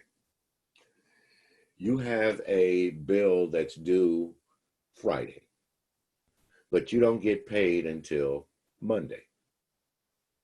How do you approach that problem? The bill's due Friday, you don't get paid till Monday. The creative person might start thinking, well, if I use this credit card, the late fee won't be, they won't take it out of the account until probably Sunday night, which means it probably won't go in as a late fee, so I'll probably be okay. Or I can use this credit card to pay that credit card because the late fee on this credit card won't kick in until Wednesday. And you start thinking of all these creative ways to get that bill paid. Over here, you might call the company. You might go online, see if anybody else has had this problem before. You start looking for logical solutions to the problem. Over here, you just start creating stuff, start making shit up. Well, I can use this to pay that, and I can do this, and and y'all young people, y'all don't even know what bad check day is. Bad check day is Friday, because the money won't be taken out of your account until Monday. So you can go over and you can write a check for it, and the money won't be taken out until Monday. Y'all don't know what that is because, one, you don't use checks today, but towards the end of the check era, they started with the automatic deposit. As soon as they swipe it through the register, the money's taken out of your account right then. They started that on base, and they didn't tell anybody. And the base commander coordinated that with the BX people, the people that run the shops and stuff, to purposely not publish that and catch everybody on bad check day. And guess who got caught? My wife. Mm-hmm. The asshole, the BX wrote a check on Friday, and it cleared that, or it went in that Friday. So Monday, I come to work, and the commanders wanted to see me because my wife's writing bad checks on base. That's the only time I ever got in trouble in the military, ever got written up, was because my wife wrote a bad check on base. Dealing around with bad check day, and they ain't tell anybody. So anyway, creative versus logical. Now, it doesn't mean that this person right here can't eventually say, you know what, let me just call the company. Their first approach would be something like this. If they've tried this before and it didn't work, they'll try a different approach today. And that doesn't mean that this person over here can't start doing this kind of stuff. If they call in and the company say, nope, you got to pay. Sorry, we don't give any grace period or whatever. They might start getting kind of creative with it. But their first approach to the problem will be either creative or logical, depending on what side of the brain they think with. Okay. Any shooters in here? Anybody, go to gun range and that type of stuff? Okay. I'm right-handed, but I'm left eye dominant. I shoot with my left eye. but I'm right-handed. So all these things do not always fall in line. And I'm probably left eye dominant because I'm also left foot dominant. I'm right-handed, but I usually step with my left foot. That's unusual. And the reason that it happened in me is because I was in the military for 20 years. In the military, you always step with your left foot. So that ever wonder how when everybody's always on the same foot when they're marching and stuff? Because you always step with the same foot. Everybody steps with their left foot. And that keeps everybody, in step with each other. But I'm right-handed, but I'm left-footed. If you were in the classroom with me, you would see that all the time. I tend to teach more to the left side of the room because I'm left-footed. Think about when you're standing with your back to a wall and you want to step towards your class. I always step with my left foot, which most times puts me where? On the left side of the room. Teachers have to be careful you don't do that so that you don't always teach to one group and leave the other group kind of over there. Okay? And I try not to, but more time I spend on the left side of the room because I'm left-footed, even though I'm right-handed. And my dominant eye is my left eye. All right. So how do you know if you are left-brained or right-brained? I'm going to put up a image with a series of colors or words that are color words like red, blue, green, and so on, but they won't be in the color of the word itself. For example, the word red will be in green. And you're going to go through this list twice. The first time, try reading all the words. The second time, instead of saying the word, say the color that the word appears in and see which time is easiest for you. Go through it both times as quickly as you can. First time reading all the words. The second time saying the color that the word appears in rather than reading the word itself. Let's pull it up. Right and left brain conflict.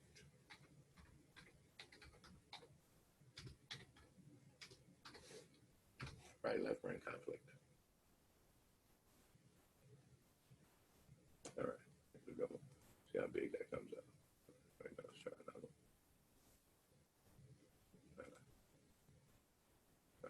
Like this one. Hey, I'm trying to find a big one. They're all small. Okay, we'll use, I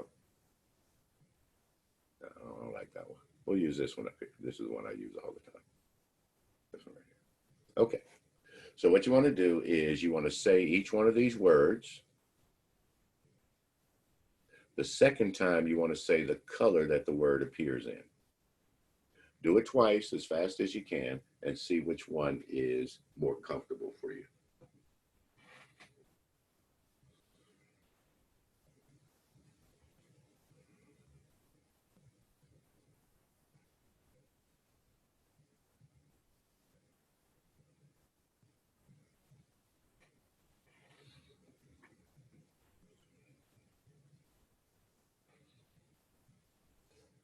Now what you see down here, damn it, doggone it, man.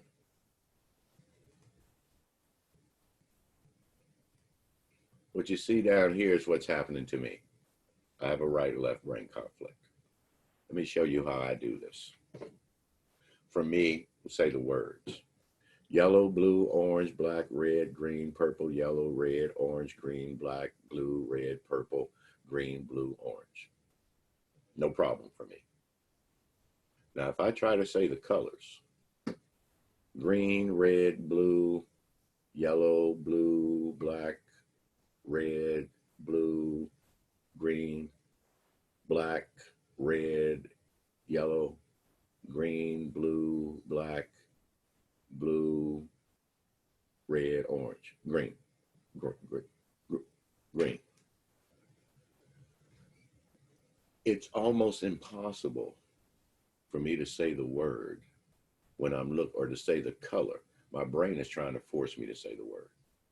So I'm left-brained. If you're more comfortable saying the colors, did anybody go through the list faster with the colors than the words? If you can go through those colors real fast and you're more comfortable with that, you're right-brained. If the word, saying the word itself is more comfortable for you, then you're left-brained. And y'all saw me, I can barely get through this list trying to say those colors. My brain is trying to force me to read and say the word. And that makes me left-brained. Just a quick way to look and see whether you're left or right-brained. So I'm a left-brained person. And that's your left-brain conflict. So the right or left sides of the brain controlling the opposite sides of the body. The nerve tracks actually cross right in this area that y'all know of and have heard of before as the medulla oblongata. Nerve tracks cross right there. And the left brain controls the right side of the body. The right brain controls the left side of the body. Why they cross like that, nobody's ever been able to explain that to me. All right. And those are the hemispheres of the brain. Again, the central fissure dips way down and separates into the right and left sides of the brain. And there is your word hemisphere and fissure. All right, I also want you to pay attention now while we're on this section to this. The two different tissues of the brain. The outer area, the darker area, and then the inner area. Now, whenever an organ has two separate types of tissue like that, an outer tissue and an inner tissue, the outer tissue is always known as the, doggone it. Come on. Why did I stop writing all of a sudden? Really? Still. All right. Let's go here instead. Outer tissue, inner tissue. The outer tissue is always known as the cortex. And the inner tissue is the medulla. So what you're looking at then out here is the cerebral cortex and the cerebral medulla. Remember, cerebro means brain. Now, we see the same thing in our kidneys. Take your kidney over here, and it has two different types of tissue, outer and inner. But that would be your renal cortex out here, and inside the renal medulla. Your thyroid gland up in your neck, same thing. Okay. The cortex on the outside, the medulla on the inside. Okay. So anytime an organ has two different types of tissue, the outer and inner, the outer tissue is always known as the cortex, and the inner tissue is always known as the medulla. So in our text, the outer tissue there, out here, is still not writing on here. Out of a cerebral cortex, and in here, the cerebral medulla. Now, why are they different colors like that? Why do we even have two layers? Because each one is comprised of a different type of tissue. We'll see a better example of a brain cell a little bit later, but brain cells are a cell body with a long tail. This is not like a sperm cell, okay? This is just a tail hanging off of the cell itself. and they transmit information from this cell down along a nerve tract. The cerebral cortex is all cell bodies, the round part. And then the tails stick down into the brain tissue and make up the medulla. So it's how brain information gets transferred around our brain is along these wires or tails. The cell itself is where we house memories. So the gray matter, the outside, are all the cell bodies. The inner tissue, the tails, is what we call white matter, the medulla. The gray matter and the white matter, the cerebral cortex, the cerebral medulla. Gray matter, white matter.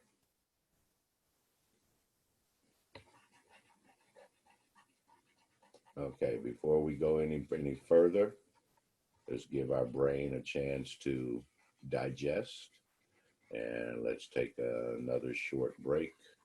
It's 12, 11, 10, 20 or so. Let's take a break till 10:35. It was about 13, 14 minutes. 10:35.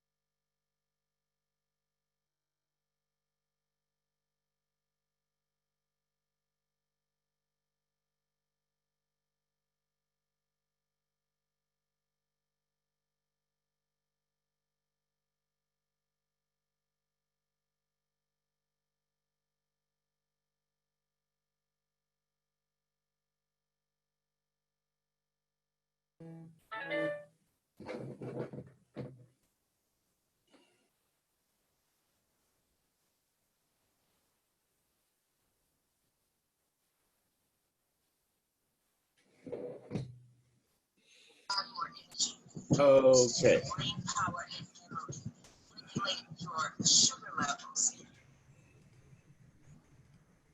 Okay, so how complicated is the communication in our brain? Okay. We looked at the two different types of tissue, the inner tissue and the outer tissue. The inner tissue or the outer tissue housing the memory cells out there with the tails that stick down into the inner tissue like that. Okay. Now, I want you to think of what I'm going to talk about right now are called nerve tracts. A nerve tract is a bunch of nerves lined up like this. And information travels along this nerve tract. Kind of like a phone line or, a telephone line. Okay. With the information being moved from one end to the other end of the nerve tract.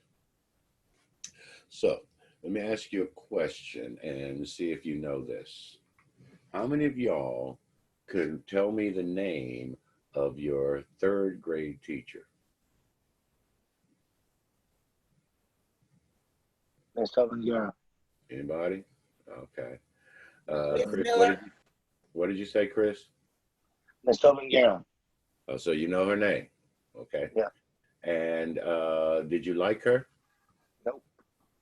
Did you hate her? I didn't hate her, but I like her. You didn't like her. Okay. And that's probably why you can remember her name. Either you didn't like her or you loved her to death. One of the two. If neither one of those, you probably can't remember her name. Because emotions stimulate the memory tracts. Okay?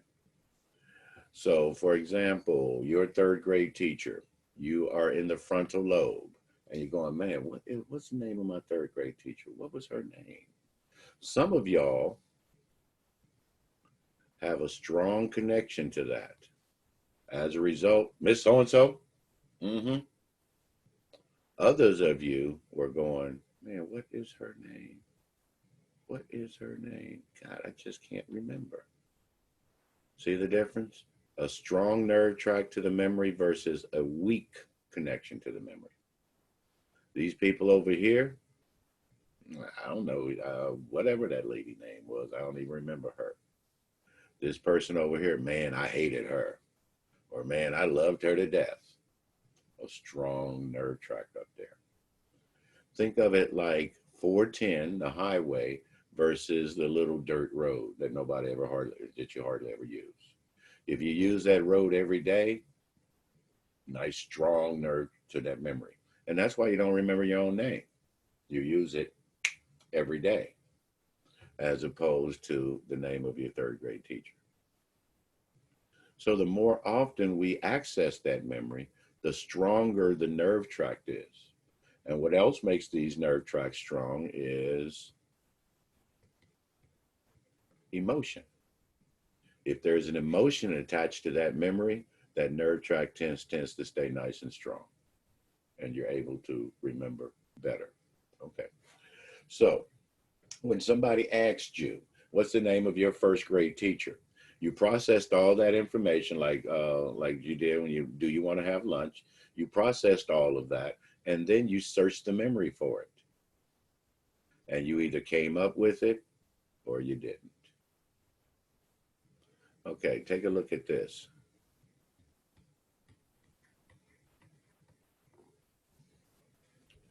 That's a phone number.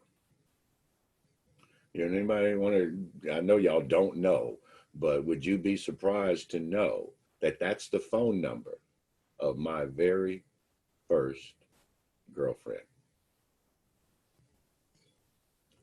14 years old. I'm 57, not yet, but in 2 weeks, I'll be 57 years old. How the hell do I remember that phone number? Okay, think about this. I was a 14-year-old boy trying to get laid for the first time. How many times you think I dialed that number? And I'm not talking about just pushing a button and it goes. I'm not talking about pushing buttons either. I'm talking about dial that freaking number. Zoom, chicka, chicka, chicka, chicka, zoom, chicka, chicka, chicka, chicka, zoom. And if your finger slips off in the middle, damn, hang up, zoom, and start over again. How many times do you think I dialed that freaking number? Thousands of times. So much so that it's embedded in my memory. And also remember, now I finally did. Hey, but persistence pays off, right? So there's some emotion attached to all that entire scenario. So I remember that number. So the more often you use a memory, or if there are emotions attached to that memory, the stronger the nerve tracks are going to be. And you'll be able to remember it a lot easier. And again, that's why you don't forget your own name, but you can forget the name of your third grade teacher. You don't use it all the time. So what happens then if this nerve cell right here, this memory cell, what happens if it gets damaged?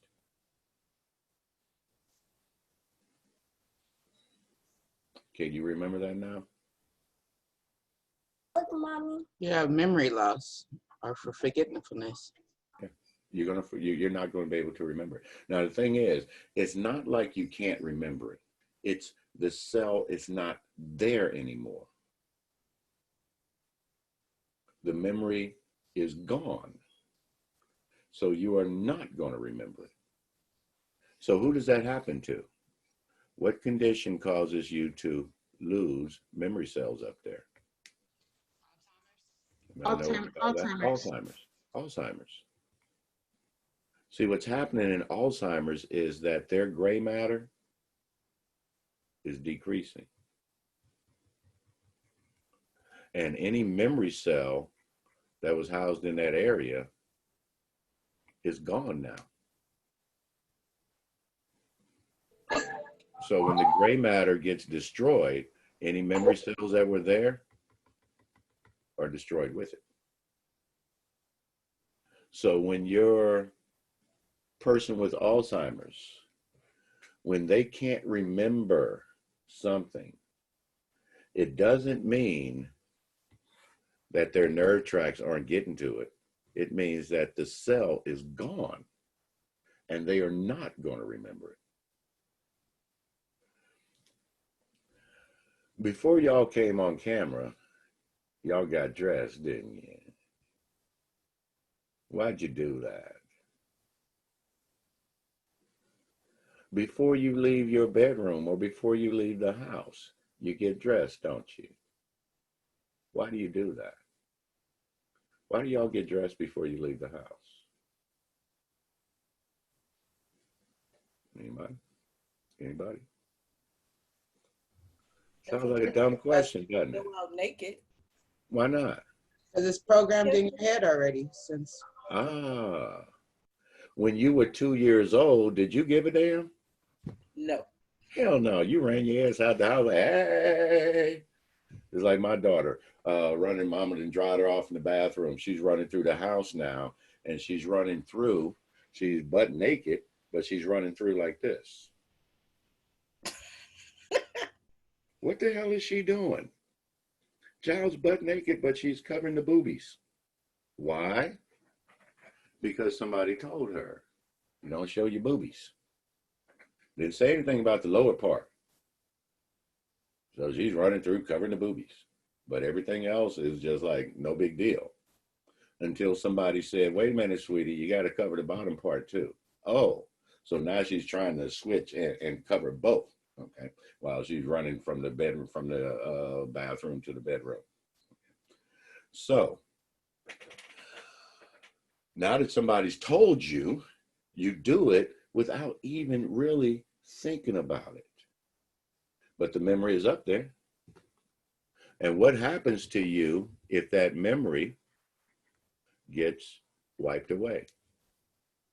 The memory back when they first told you you need to get dressed before you leave the house. What happens if that memory goes away? What's grandmama going to do? Walk out of the bedroom naked? Until you say what? Grandmama, you're supposed to get dressed before you walk out the room. Okay. New memory cell. And grandmama will get dressed every day. Until when?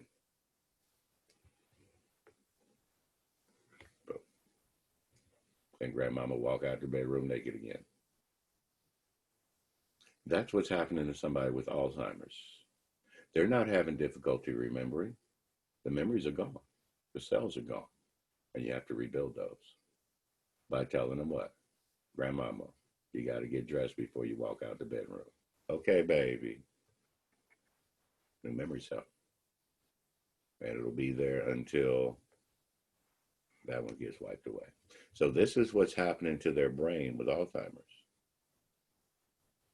Their gray matter is being obliterated.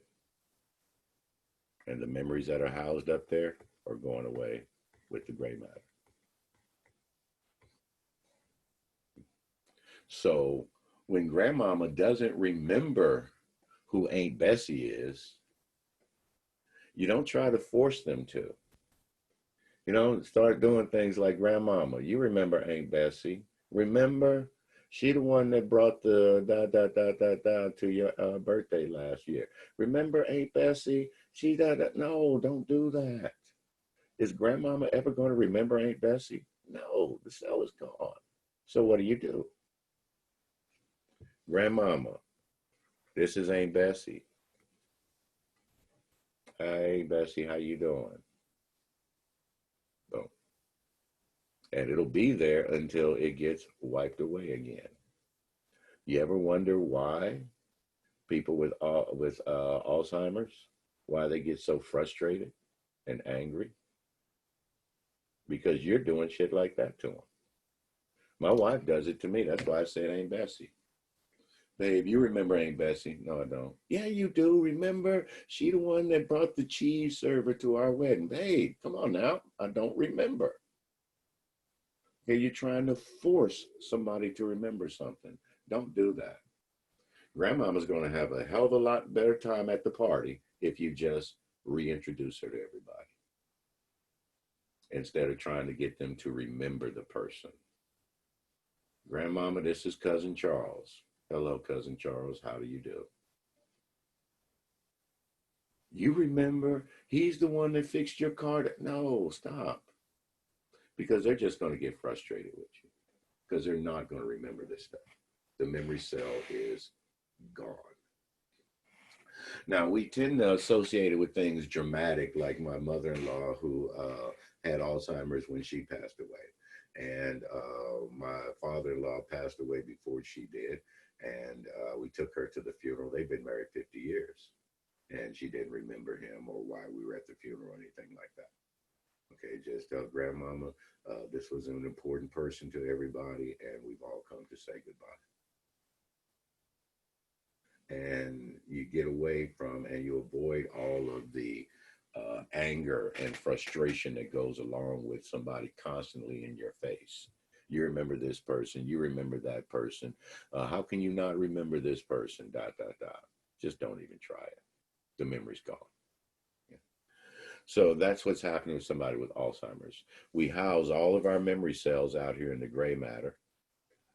And unfortunately, in people with Alzheimer's, their gray matter is shrinking, is being obliterated. And the cells go with it. build another cell, and grandmama will remember that thing until that one gets wiped out. With my mother-in-law, it was, how many women don't know what this is?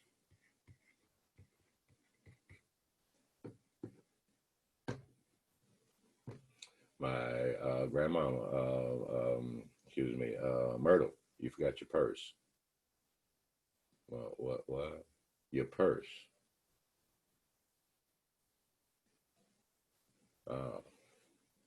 Remember, Myrtle, that's my mother-in-law's name. Remember, that's where you keep all your important stuff. Your driver's license, your money, all that stuff is kept in your purse. Okay. Now I know what a purse is. And as the disease progresses, well, you might have to teach them again what a purse is. And now think about you when you were, I don't know how, whatever age, 5, 6, 7 years old, and somebody gave you your first purse and told you how important it was. What did you do with that thing for the first, I don't know, couple weeks or so? This is my purse. Can't leave it sitting around. Got to keep it, So what's grandmama going to do when you reintroduce her to the importance of her purse? This is my purse. Can't leave it around. Can't leave it sitting around. And grandmama will do the same thing the 5-year-old did when you gave her the first purse. You just gave your grandmama her first purse. And that's what they mean sometimes when they say they regress like that, become more childlike, because they're learning things for the very first time the same way a child does. And also forgetting, like, they remember what a bra is, but don't remember how to wear it. And grandmama might walk out the room with the bra outside the clothes. You have to reteach them. Grandmama, you're supposed to put the bra on before you put your shirt on. Okay, baby. And they'll do that until when? Until that cell gets wiped out. Now, because the white part of their brain, the medulla, is not affected at all by Alzheimer's, that's why they tend to live as long as anybody else. But what's happening to their life is all their memories are being wiped out. But the part that processes everything is just fine, the white matter. So Alzheimer's doesn't kill you. You don't die from it. You die with it. My grandma, my mother-in-law lived in her 80s, but just didn't remember a lot of things. So I keep an eye on my wife because, you know, my mother-in-law, I keep an eye on my wife. My wife has a couple of older sisters and they haven't had any issues. So, but anyway, so I keep an eye on her, and especially when she does that thing, you know, the thing I'm talking about. Babe, you want to go to the store, huh? Making me repeat every damn thing. So I'm keeping an eye on her. However, the things that my wife does are those things the things that she enjoys doing are the things that actually ward off or slow down the progression of Alzheimer's in people. And that's things like bingo, reading, crossword puzzles, logic puzzles. Those things actually ward off or slow down the progression of Alzheimer's. And my wife does all of these. She doesn't do logic puzzles. That's one of my things. But just using the brain. Oh, well, the most important thing my wife does is she does our budget. Strictly her. I don't do any of that. She pays all the bills. She does all the banking. And that is actually going to help her keep the brain from breaking down with Alzheimer's. So you should always recommend that your older clients, your older family members get into this kind of stuff. Do their own budget. Work on the computer sometimes. You know, guys, there's this, I was just reading it or saw this the other day. Oh, it's this brand new app that does everything for you. It connects in your pay with your deductions, with this and that, and it's all connected. That kind of shit is going to do us more harm than good. Let me give you an example. How many of y'all could tell me right now your best friend's phone number?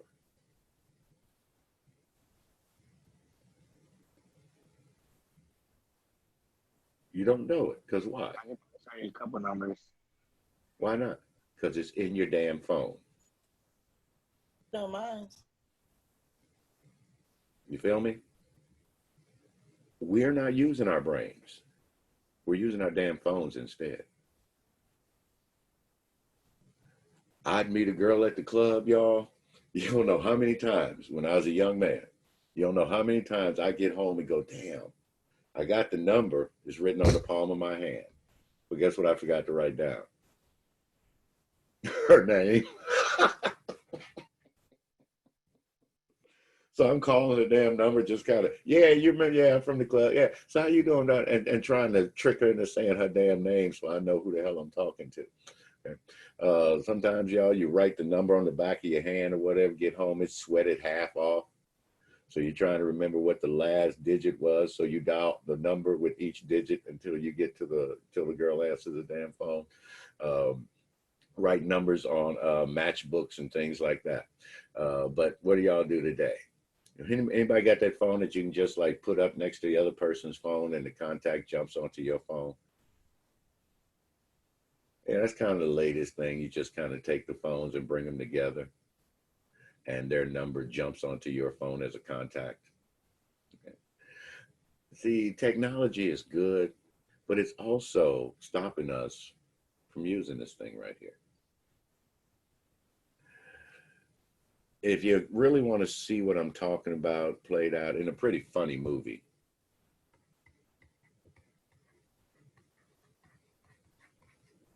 Idiocracy. They've relied on technology for so long, they're all stupid now.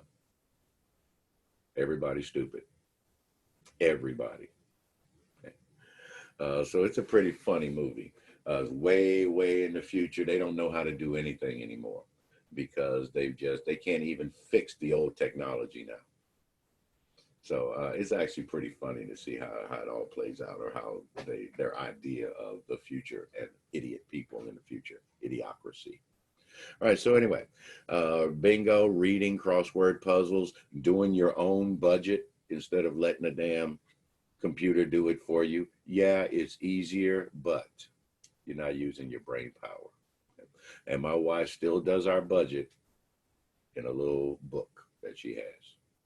So she just goes through and balances out everything and dot, dot, dot, dot, dot. Yeah, she could use an Excel spreadsheet where you just go in and type in your salary and it does it all for you. She does all the math, everything herself, which is actually helping her brain to stay functioning properly. All right. So anyway, that's what Alzheimer's is. And that's why Alzheimer's should not be discussed in psychiatry, because it's not a mental disorder. It's a brain disorder. They're actually seeing a change in the way their brain works and processes information. All right.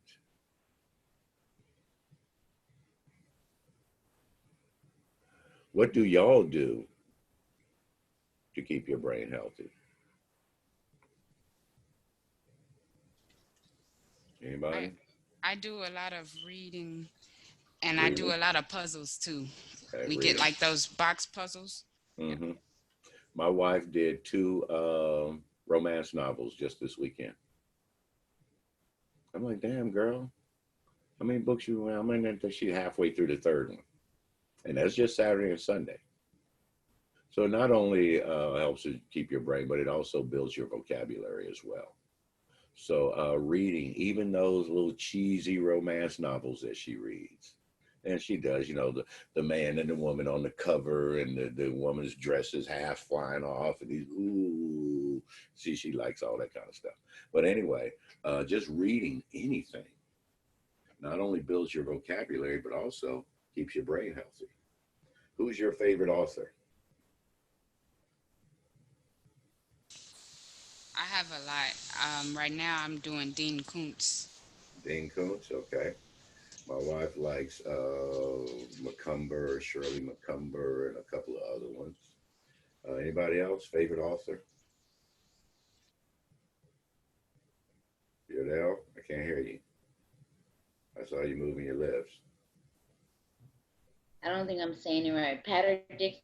Dickerson? Say it Patter again. Dick, Pattern Dick. I can't pronounce it. Okay, all right, but you But do it's have like one. a mystery, Okay, crime. all right. Anybody else? Daniel Steele's novels. Danielle Steele. Okay, same kind of stuff my wife reads. Yeah. All right. Anybody else? Y'all have favorite authors? I love Stephen King. I can Stephen read his King. books over and over. Yeah. One that I really liked was The Game, but I didn't like the movie. Just the whole idea of the whole book just playing out in her head while she's laying there tied to the freaking bed, watching coyotes eat her husband. That was a good book, and the movie was weird. Yeah, I haven't watched the movie. I don't want to. I just don't see how they can make it work because Right. the whole book is inside her head. There's no dialogue to the movie whatsoever, or to the book whatsoever. It's all her thoughts. So I just don't even want to mess around with the doggone movie because I know they didn't do it right. Anybody else favorite author? Okay.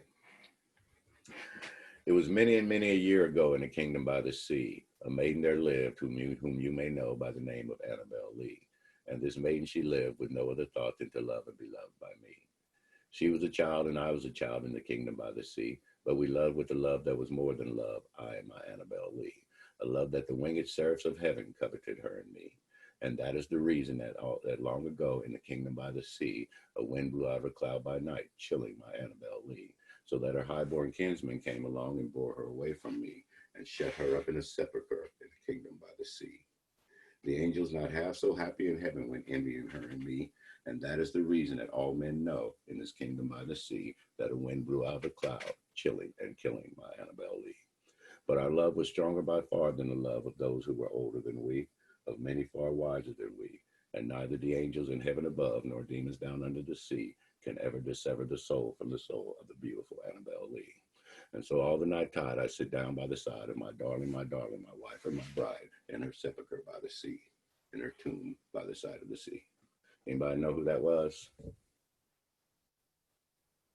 Edgar Allan Poe. Edgar Allan Poe.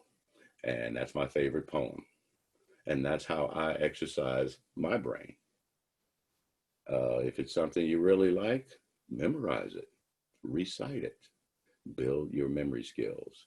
I can do Shakespeare. I love Hamlet. And I can do several of the Hamlet's speeches. And I also enjoy Martin Luther King. I can do I Have a Dream from beginning to end. As a matter of fact, on one of the Martin Luther King birthday, this is when we're stationed in Greece, they always have somebody read the I Have a Dream speech. And the lady who was supposed to do it that morning chickened out, got all sick and couldn't do it because she couldn't get up in front of people. And they needed somebody to do it. And I said, I'll do it. And they gave me the printout, and I stood up at the podium, set the printout down, closed my eyes, and recited I Have a Dream from beginning to end. Afterwards, the lady that organized the thing, she came up to me and she said, "You had your eyes closed the whole time." I said, "Yes, I did." You had it in your, yeah, I memorized it. Why? Because it's important to me.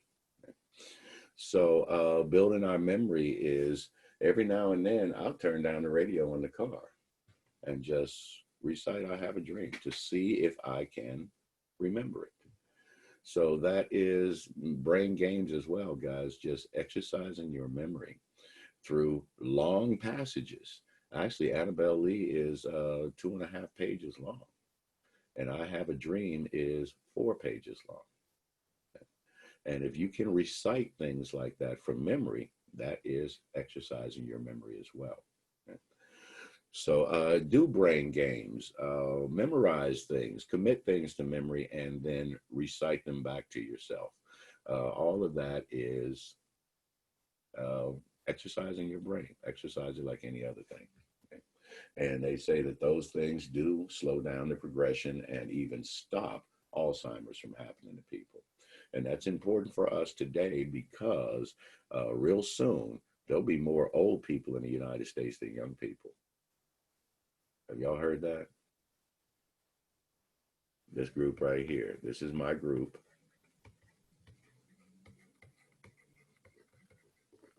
The baby boomers. We're getting old now. The baby boom happened right after World War II, when everybody was coming back from the war, getting remarried, and you know, all the people that died, they were marrying other husbands, and couples were switching up and all this mess, and everybody wanted to have babies. There were more babies born in the United States between 1945 and 1963 than ever, past or present, or past or future past this date. So more babies during this time. I was born in 1963, so I'm right on the end of the baby boom, and we're getting old now, and we're going to see more dementia, more Alzheimer's. Have y'all ever heard things like cancer is on the rise in the world today? There are more people with cancer than ever before. Well, two things: there are more people than ever before, and people are living a lot longer than before. So of course we're going to see more cancer. We're going to see more Alzheimer's. All this stuff right here. Y'all can forget about this shit right here.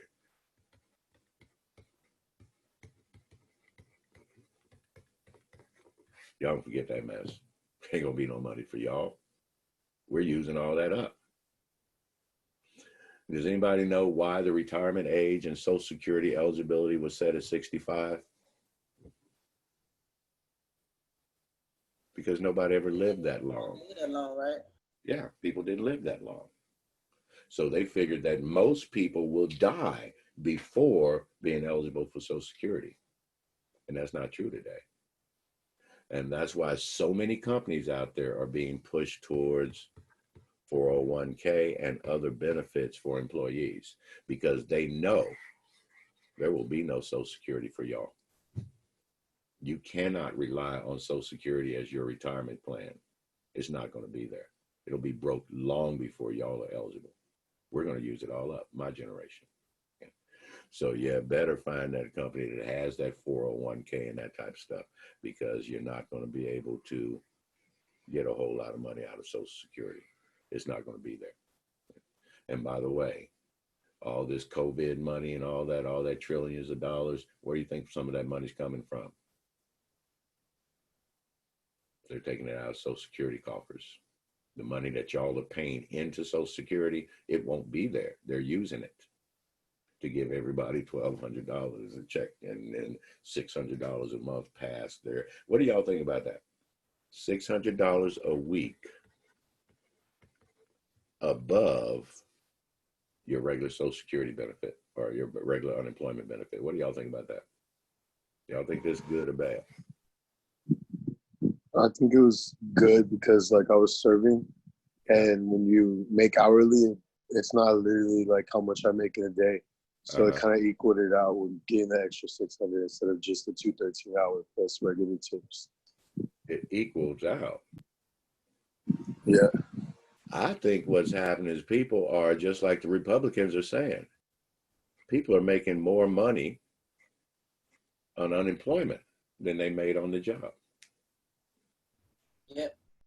And who the hell's going to go back to work? Yeah, nobody's wanting to.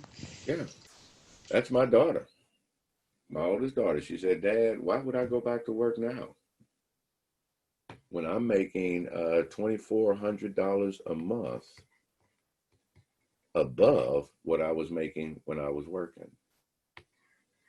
And you know what she's doing? They just bought a new living room set, and she just bought her gun, and da da da. And don't get me wrong now, I'm glad that they're getting some extra money right now. But it is, in my opinion, going to stop people from the same reason people go on welfare for generations. You got somebody who's collecting $800 a month welfare, and they're going to give that up for a $600 job? No. So yeah, I think the Republicans do have the right idea that $600 a week above the regular unemployment. I think that's going to make some people just go and stay home. And that's the hold up on the whole stimulus thing. If y'all have been watching the news, the Republicans or the Democrats are set at 600. The Republicans are set at 200, and they can't find a middle ground. Why don't they just go split the damn difference? I don't know. But Republicans won't come up and Democrats won't come down. So they're trying to figure out how they're going to work that shit out. But the truth is that, yeah, I think some people are making more money than they did when they were working. And who's going to give up that extra pay just to go back to work? But anyway, total off the subject, but who cares?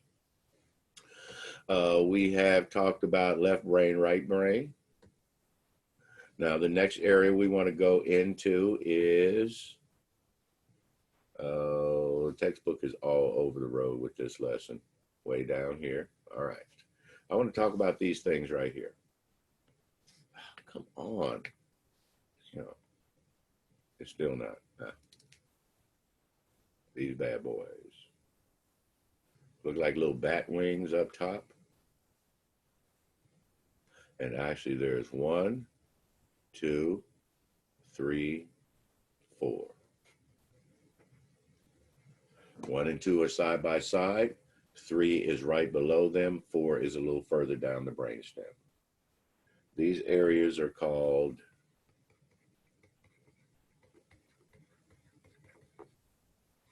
ventricles. Ventricles. All right. And what do? The ventricles are lined, and that text is right down. See, it's on a different page. Where the hell is it? See, this is what bugs me about this. The picture and the ... are not on the same page. They're way the hell down here. There's the term for you. All right. The ventricles are lined with a specialized type of brain cell. And that word is pronounced ependymal. The ependymal cells. And they are responsible for producing this stuff right here. Cerebrospinal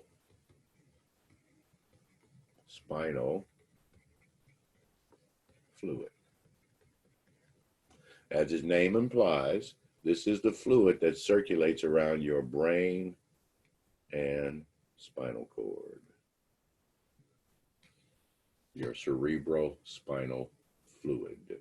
This is the fluid that the brain floats in. Inside your skull, the brain is only attached at the brain stem. So inside, the brain can actually move in there. And there's cushioned in fluid. But that same fluid circulates down around your spinal cord as well.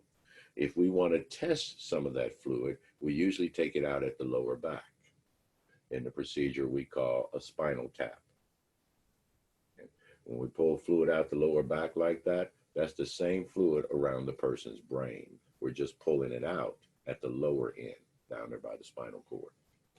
But the fluid is produced inside the ventricles. The two lateral ventricles, one, I'm on it.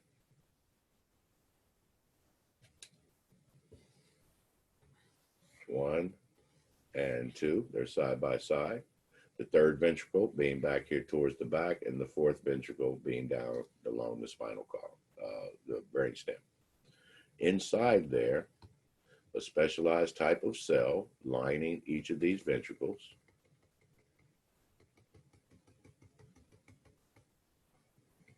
Producing the fluid that our brain floats in.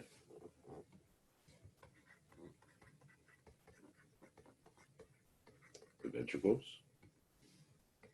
the ependymal cells,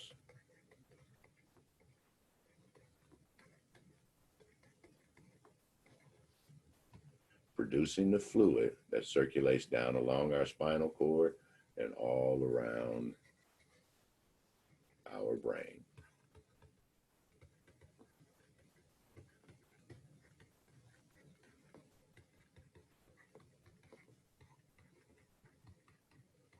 Abbreviated as CSF.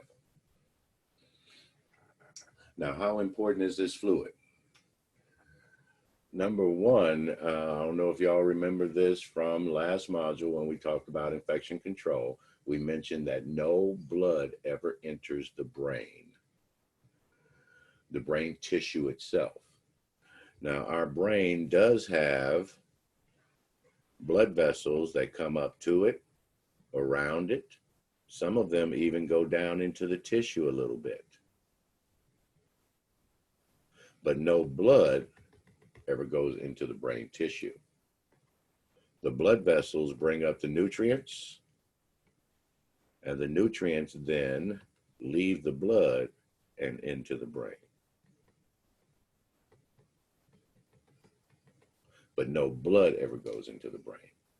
So when somebody says that a person has a brain bleed, what they mean is that one of these blood vessels has ruptured and blood cells are actually starting to get into the brain tissue, which is never supposed to happen. So no blood ever goes into the brain. Instead, the nutrients are deposited in the cerebral spinal fluid, and that fluid lets them absorb into the brain tissue. But no blood ever goes into the brain. All right, now, so again, imagine your brain inside your skull.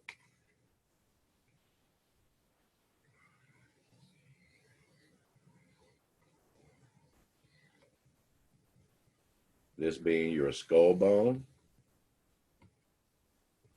with your brain tucked away inside there.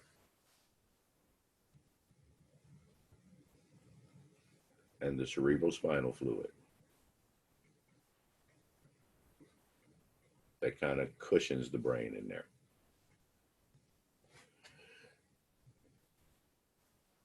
So for your, I'm sure that's in red on the slide, cerebral spinal fluid is produced by the ependymal cells. They produce cerebral spinal fluid. Okay. Now, imagine, again, your brain inside with the skull bone around it. And if I hit you on the front or back of your head or anywhere on your head, see what happens to the brain in there? It moves back and forth. Not only does it move back and forth, but it smacks against the inside of your skull. That's often referred to as having your bell rung. Remember, like the clapper of a bell, ding-a-ding-a-ding-a-ding-a-ding. Your brain is smacking around against the inside of your skull. That's what we call a concussion.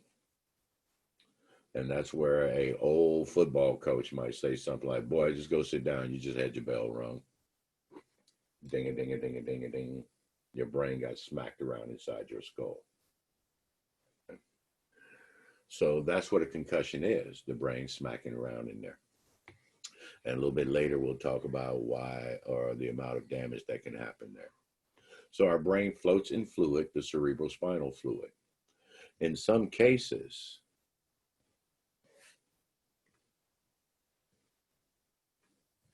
somebody's brain might start producing too much cerebrospinal fluid. And as a result, their ventricles become grossly distended.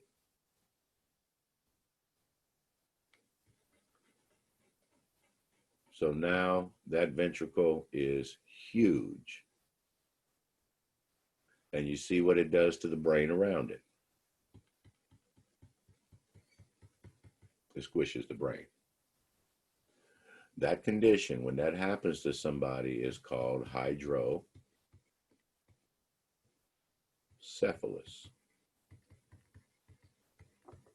or water in the head. Remember, cephalon is head. Hydro is water, water in their head. They've got hydrocephalus. Their ventricles are producing way too much cerebrospinal fluid, and it's squishing the brain in there. Now, it's going to happen in babies because we'll correct it long before you get to, child age. But because the baby's skull bones are not connected yet, what do you think happens when they start to collect water in their head? The bones start to push apart. And these babies end up with grossly distended skulls. And let's find a picture.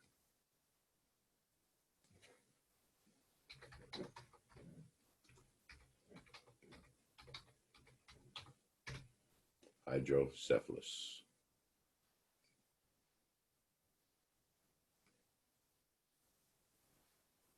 That's all water in there.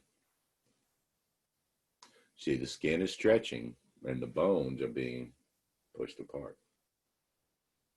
The brain is in there, but imagine the brain being in there squished by all the pressure of all this water in this baby's head. Have y'all ever held a gallon of water in your hand? A gallon of milk? How heavy is that shit?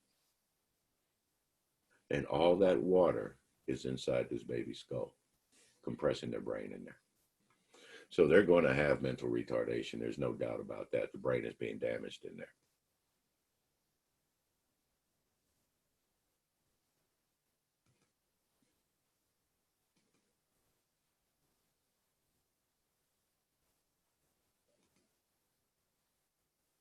Look at that.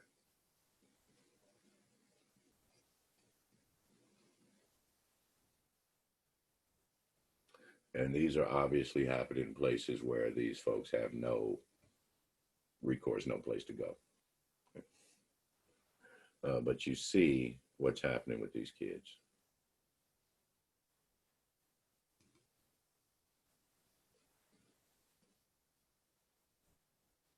And in about many of them,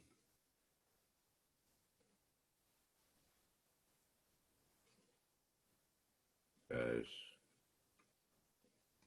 I really do hate doing this part.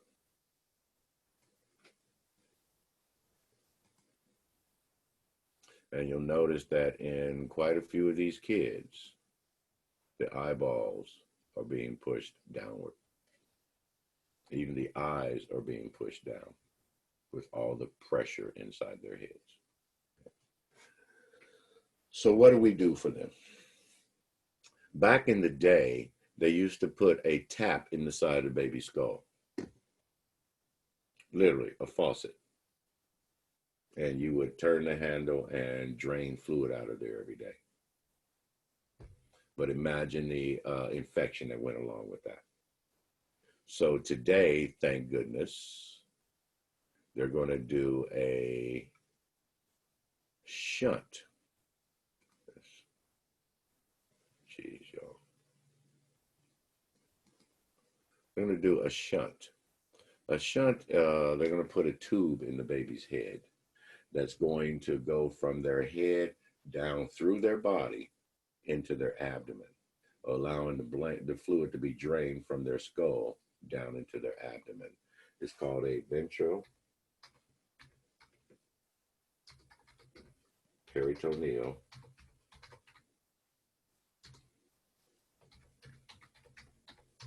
shunt, or a VP shunt.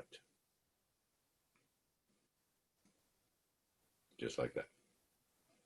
Find a bigger picture where the shunt goes right into the ventricle.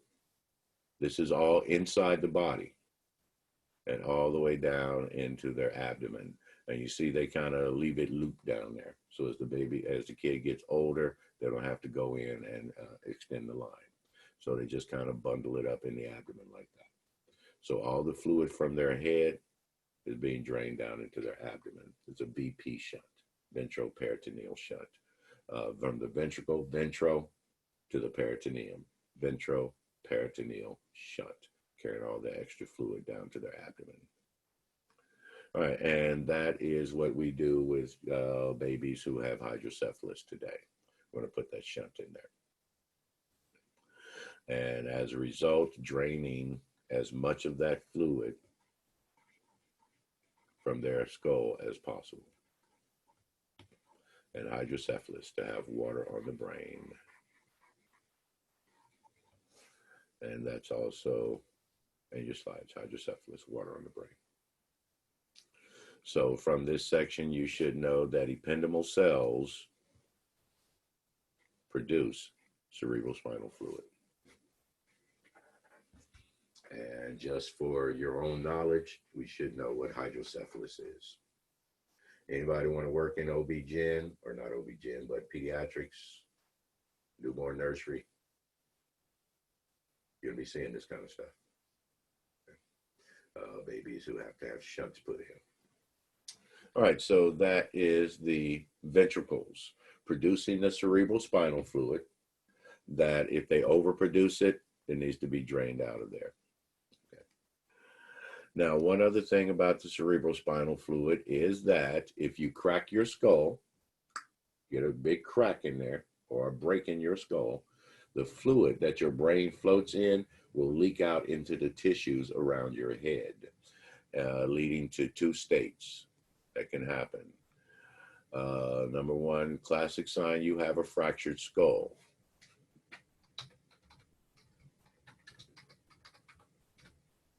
Raccoon's eyes. I knew they were going to do that. Oh, these damn raccoons.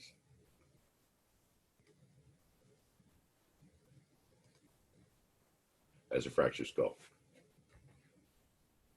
Everything else associated, I know it's all dramatic, but the two black eyes. That's raccoon's eyes. Okay. Let me type it differently. Let's see here. Skull fracture.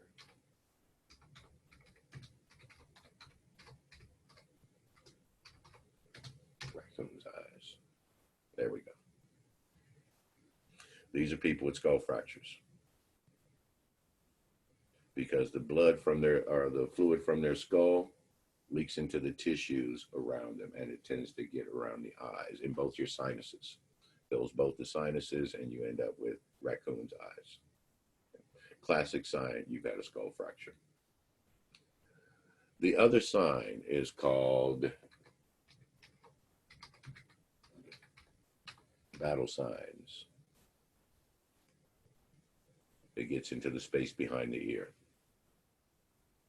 So rather than getting into their sinuses, it gets into into the mastoid sinus right behind the ear back there.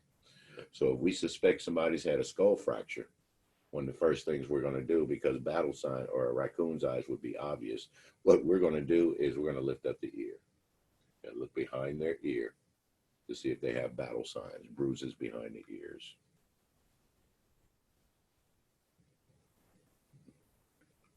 And they're just illustrating them here. Okay. The next sign that you've had a skull fracture is that fluid will leak from your ears. This is all the cerebrospinal fluid. It's either getting in the sinuses around your eyes, behind your ears, or the fluid is leaking from your ears. Classic sign you fractured your skull. I had a skull fracture when I was stationed in Greece. The ambulance, we were taking a guy downtown, went through an intersection, and the ambulance was broadsided by another vehicle.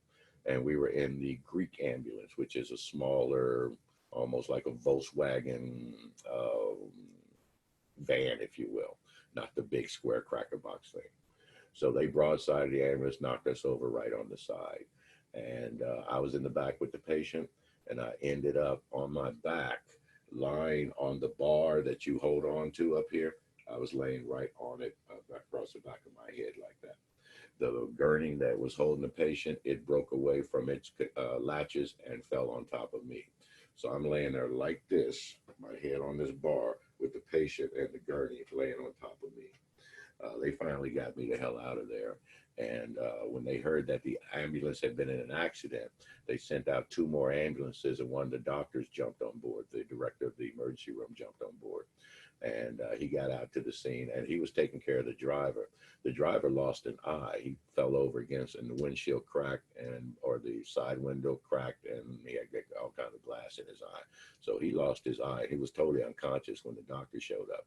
I was sitting on the side. They got me out of there. I was sitting on the side of the road, and the doctor looks over at me. He says, "Mahone, you all right?"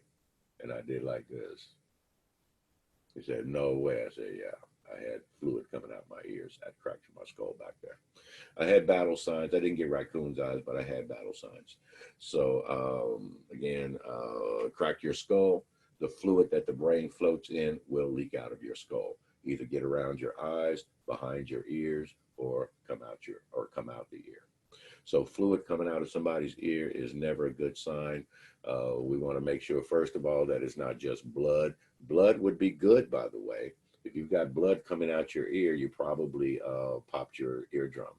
But if it's a pinkish, oily feeling, a little fluid coming out of there, that's your cerebral spinal fluid. You cracked your skull. So anyway, that is, boom, the ventricles producing cerebral spinal fluid. Remember, we do have 4 of them. 1 and 2 are side by side. 3 is below those, and then 4 is further down the spinal column. All right. Man, y'all, I got to stop drinking water bottles while I teach. We got to go pee again. Let's take another break. Come back at 11:45.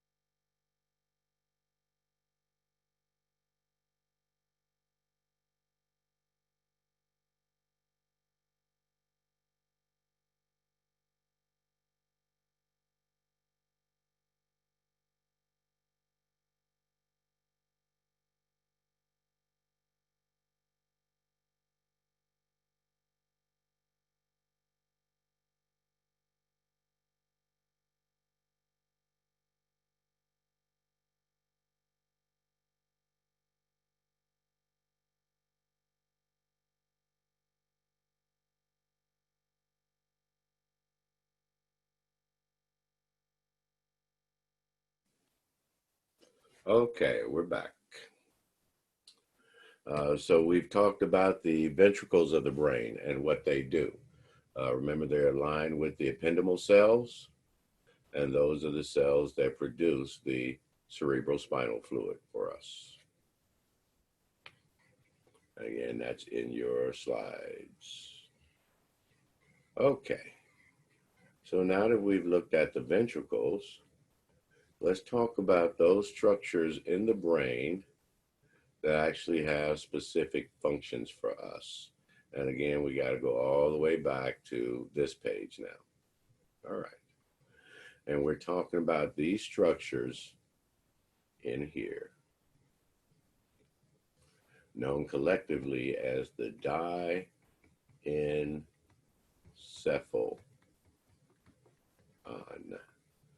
two inside the head, the diencephalon.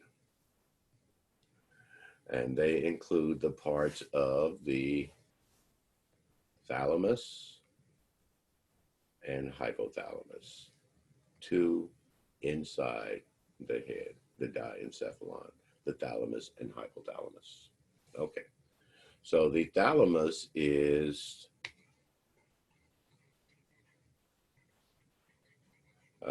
the word is, matter of fact, I don't know if that word's even in this chapter. Do they even use that word anywhere? And no, they don't.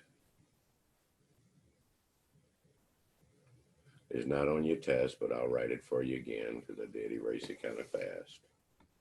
The diencephalon,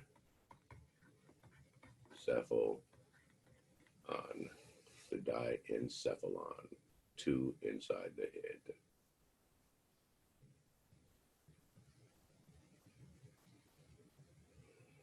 Including your thalamus and hypothalamus.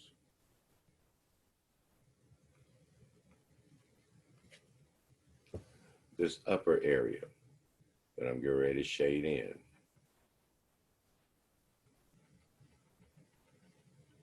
that's the corpus callosum with the ventricles right there. And then the third ventricle being back here. So this area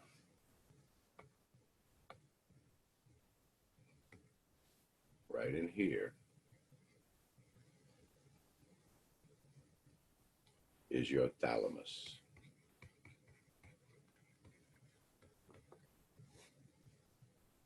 Again, pronounced thalamus, your thalamus. Now the thalamus serves as a relay station. What does that mean? Okay. Let's go back here. Your brain. Now remember the occipital lobe. We process vision. The thalamus is the part of the brain that relays that to the frontal lobe for you. If it's a auditory signal, comes into the temporal lobe, relays to the thalamus, and then relayed to the frontal lobe. It's about sensations of the skin. It comes in through the parietal lobe, to the thalamus, and then to the frontal lobe. So the thalamus is a relay station that relays information from other parts of the brain to the frontal lobe for us. You can think of it like a switchboard. And I know most of y'all probably don't know what that is, a switchboard. So let's go find a picture of one.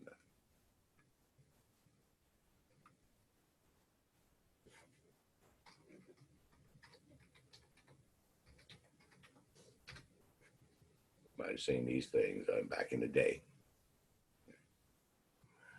Now, in like a big building like the Quest College building, there was only one phone line that came into that building. and it would then switch to an intercom system. So this person would answer the phone. Hello? Yes, I'd like to speak to Mr. Mahone in room 7. Hold, please. And they would take you and punch this wire into whatever connection takes you to room 7. It's a switchboard. So that's what your thalamus does for you. Information coming into the brain gets directed to the appropriate lobe for processing. Now, imagine if a person's thalamus isn't working right. And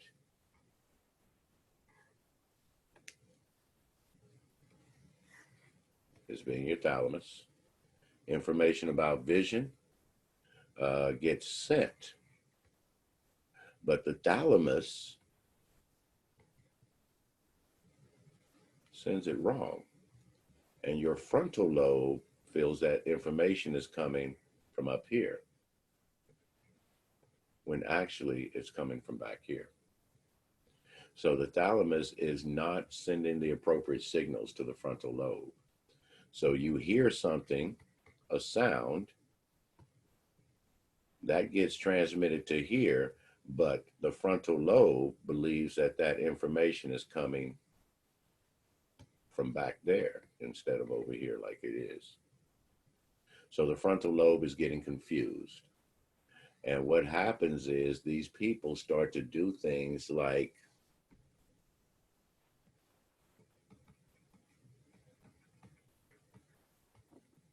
smell colors. Does that sound weird?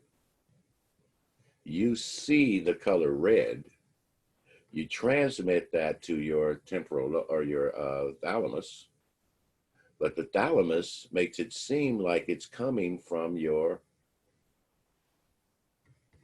temporal lobe where we smell. So you see the color red, but your frontal lobe starts to process that as a smell, and they start to smell colors or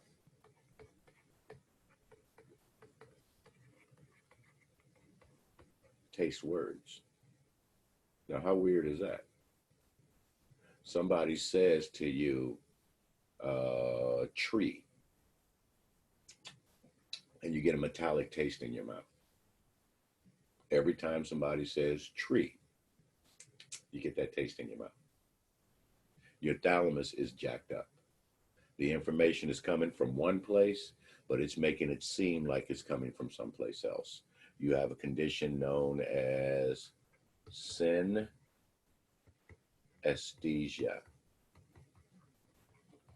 Your senses have become connected because your thalamus is sending the wrong signals. So your senses are connected and you have synesthesia. You taste words, you smell colors, things like that. Yeah. So it's got to be a weird state to be in. How does this happen to people? Brain tumor that happens near or around their thalamus. Gunshot wound that damages the thalamus, or anything that causes damage up in there. And it makes it seem like the signals are coming from a different place than they actually are. So you see something that gets processed as a sound as opposed to a vision. You hear something, it gets processed as a taste as opposed to a sound, and so on. They have synesthesia. Their thalamus is screwed up. So that's all the thalamus does. It serves as a relay station for us. It does produce 2 hormones for us, but we'll talk about that later on down the road when we do the hormones. All right, so that's your thalamus. Now, right below the thalamus is an area that dips down a little bit, kind of like that. And that section is known as your hypo, below the thalamus, your hypothalamus. So those are the 2 parts of the diencephalon, the thalamus and the hypothalamus. And what does the hypothalamus do? We know that the thalamus is a relay station, and that should be one of your, there you go, right there, one of your test questions. And then there's the word diencephalon, 2 in the head. The thalamus is a relay center, and there's the term synesthesia and what it means. Senses are connected. So that's the first part of the diencephalon. Your thalamus serves as a relay center for you, sending information to different parts of the brain. The second part is the hypothalamus. In your illustration in the textbook, the hypothalamus is right down here.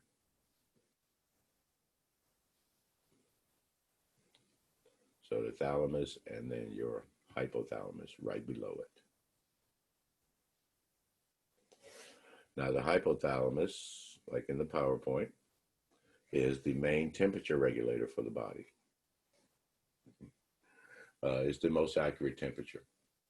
If you could check the temperature of the hypothalamus, the closest we can come to it is by testing the temperature of your eardrum. So the tympanic temperature, taking it through their ear, is the most accurate way to take a person's temperature, is through their ear. But most people do it incorrectly. Therefore, it's the one that's most often done incorrectly too. But it is the most accurate, taking it through the ear. You're getting really close to the hypothalamus when you do that. The hypothalamus also regulates sensations of hunger and thirst. And then they have a role in maintaining heart rate and respiratory rate for us. The heart rate and respiratory rate are actually set by sensors within our brain stem, but the hypothalamus has the ability to affect those sensors and help to maintain the heart rate and respiratory rate that you have right now. So from here, the hypothalamus is your main temperature regulator, regulating the body's temperature for you. All right, now the hypothalamus also produces, I misspoke myself a minute ago. I said that the thalamus produces 2 hormones. That's not true. It's the hypothalamus that actually produces 2 hormones for us. And when we do the hormones next module, we'll talk more about the hypothalamus. But as far as the nervous system, it regulates our body temperature, sensations of hunger and thirst, and the role in maintaining heart rate and respiratory rate for us. So that's your thalamus and hypothalamus, the 2 parts of the diencephalon. The thalamus serving as a relay station, the hypothalamus doing all these things, including temperature regulation.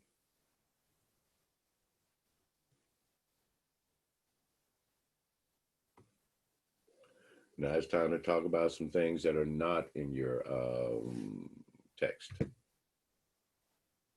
Going back to this picture.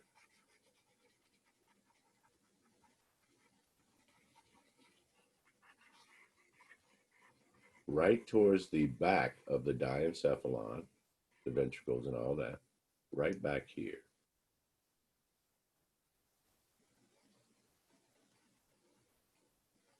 Put that little green dot right on top of it.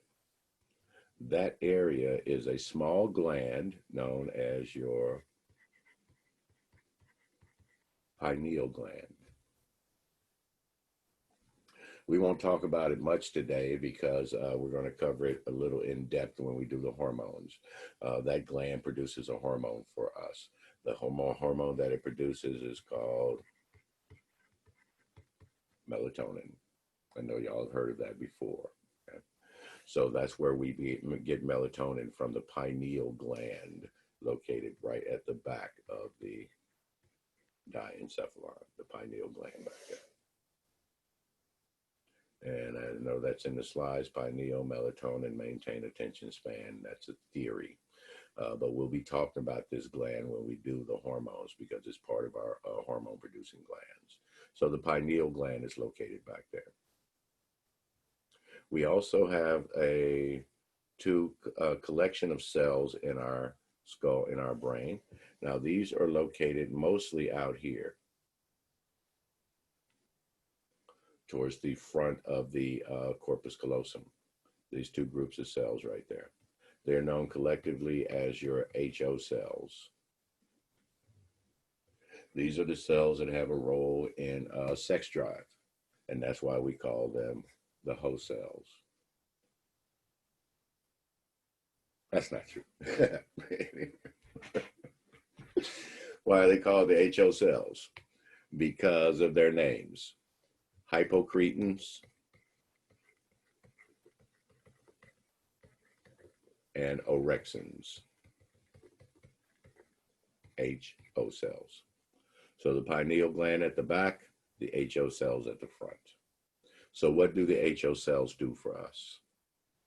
And that's all written right here in your PowerPoint. The hypocretins. These cells work to keep you awake when you should be. And so they have a role in keeping you alert and conscious throughout the day, rather than walking around groggy and drowsy all the freaking time. Now, if you didn't sleep last night, then yeah, you're going to be drowsy. But these cells, absent any other scenario or happening in you, they keep you alert and oriented throughout the day. And the other ones do exactly the opposite, the orexins. They keep you asleep at night. So they work together to maintain your 24-hour sleep-wake cycle, so that you're not walking around drowsy all day and you're not staying up constantly all night. Now, some people do have problems with these cells, as you can see, as in the condition of narcolepsy.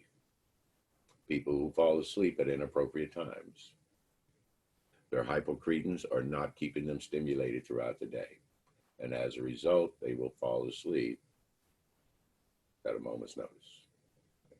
They find it very, very difficult staying awake during the day. They have narcolepsy. Yeah. And the orexins, if they're not working for you, you're going to find difficulty sleeping at night. You'll find yourself awake constantly all night long, because your orexins are not stimulating the body to stay asleep. So these two cells, if not working right, lead to those two opposite conditions. Narcolepsy, you fall asleep when you're not supposed to. Insomnia, you are awake when you're not supposed to be. You're supposed to be asleep. All right, so those are the HO cells, hypocretins and orexins. Now, narcolepsy can be mild or it can be severe. A person with mild narcolepsy, if they sit down in a chair to watch TV at 5 o'clock in the evening, boom, they'll be gone. But when they're driving their car, when they're at work, that kind of stuff, they usually don't have any problems. But it's when they, if they sit down at the computer screen and they're not really into what they're doing, they may fall asleep. That's mild. If you have severe narcolepsy, it doesn't matter what you're doing, you'll fall asleep. So they have no real life that they can live. They can't drive a car. They can't go out in public by themselves. They always have to have an attendant with them, because this is a person who will go to Walmart, see a bench, sit down in that bench and sleep there for 5 hours. They'll sit on the bus stop waiting on the bus and just go and wake up 4 hours later. Really? So they really can't be out there functioning without a 100% attendant with them at all times. That's a severe narcoleptic. All right. Now, catapexy is when the orexins, or excuse me, the hypocretins get stimulated in response to emotion. In other words, you get excited about something and you fall asleep. Yeah, that would suck. In other words, if you walked into the house and somebody's had a surprise party for you and you walk in, surprise, well, you fall asleep. That's kind of crazy. But I can't imagine having that condition of catapexy. Whenever you get really excited or stimulated about something, it makes you fall asleep. So that's narcolepsy and catapexy. Now, that reminds me of a government experiment where back in the day, in the 1930s and 40s, especially during World War II and the rest of the Cold War and all They were really doing all types of odd experiments with the military and the U.S. government, primarily directed at the military. For example, could somebody with ESP, could you sit in an office in Washington and can you visually or remote view what's going on in the Kremlin, a meeting they're having in Russia? It's called remote viewing. Can you be in one place and see what's happening in another place all the way on the other side of the world? And the U.S. government did studies into this kind of stuff. Is that possible? And it'd be kind of dumb to find out later on that it was possible and we never even thought about it. So some of these studies had to be done, if for no other reason, just to prove that it wasn't possible. The study that I'm thinking about right now, though, is a study conducted by the U.S. government to determine whether people had the power, the mental power, to affect other people. In other words, can I look at you and make you fall asleep? Imagine if I could. We could have whole armies of enemy soldiers that we just put to sleep. Rather than kill them, put them to sleep by looking at them. Okay. So they did that study to see if people could look at other people and put them to sleep. And guess what? It worked. The study went on for more than 4 years because it worked. They could actually use mental power to put animals to sleep. But when they tried it on humans, it didn't work. And that's when it ended the study. So I can literally look at this animal and the animal falls asleep. I got the power. The problem was, and there's a movie about this, and it's a true story. The movie was called, with George Clooney, The Man Who, and that's right, Stare at. That's a cool movie. And there they are. It's a dope movie. He's sitting there, he's staring at that goat, and guess what happened? The goat fell asleep. So he had the power to put that goat to sleep. Or did he? Why am I talking about this right now? Because they chose the wrong animal.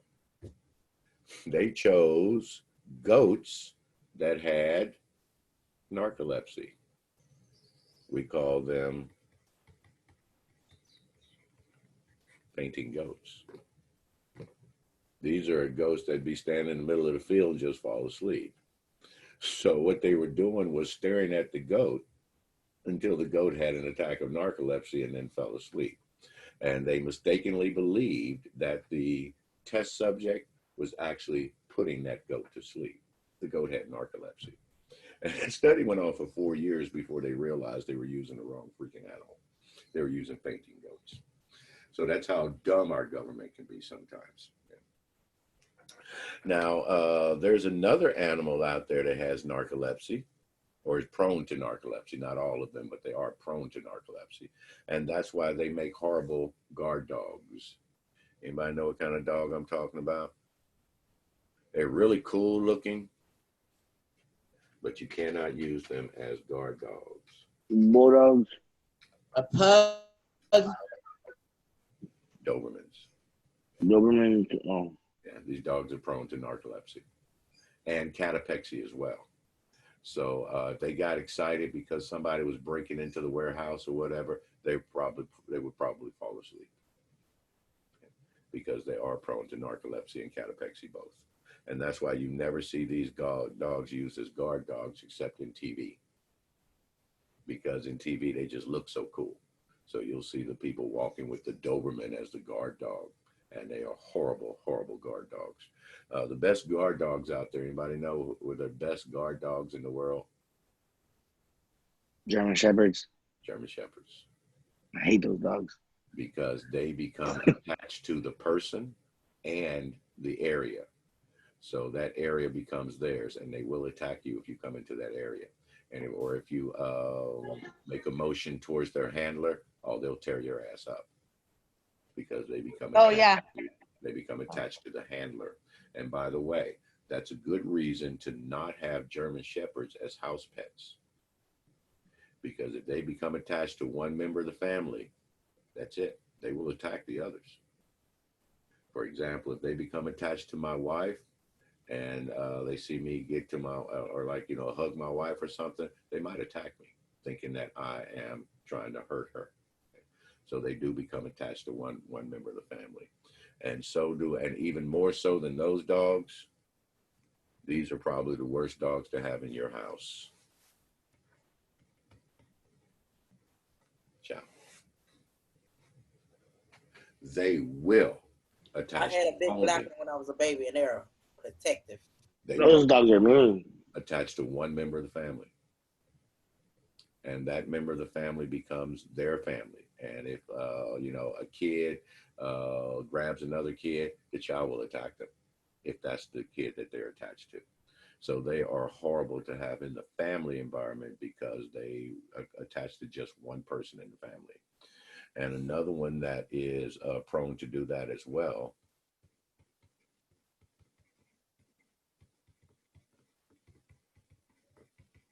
golden retrievers.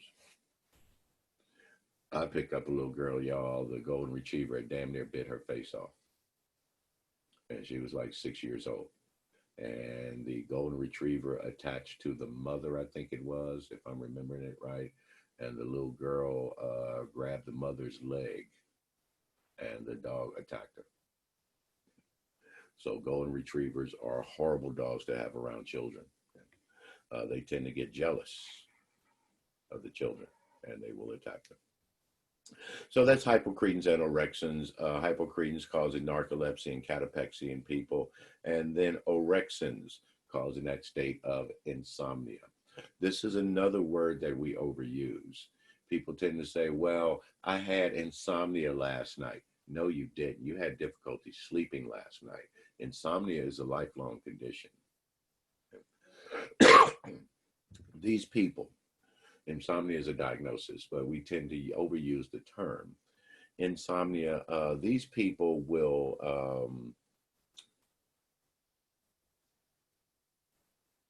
come home from work, say, 5 o'clock in the evening, sit down on the couch and fall asleep while mama cooked dinner, and then be up till about 4 or 5 o'clock in the morning. Maybe doze off for an hour and then get up and go to work.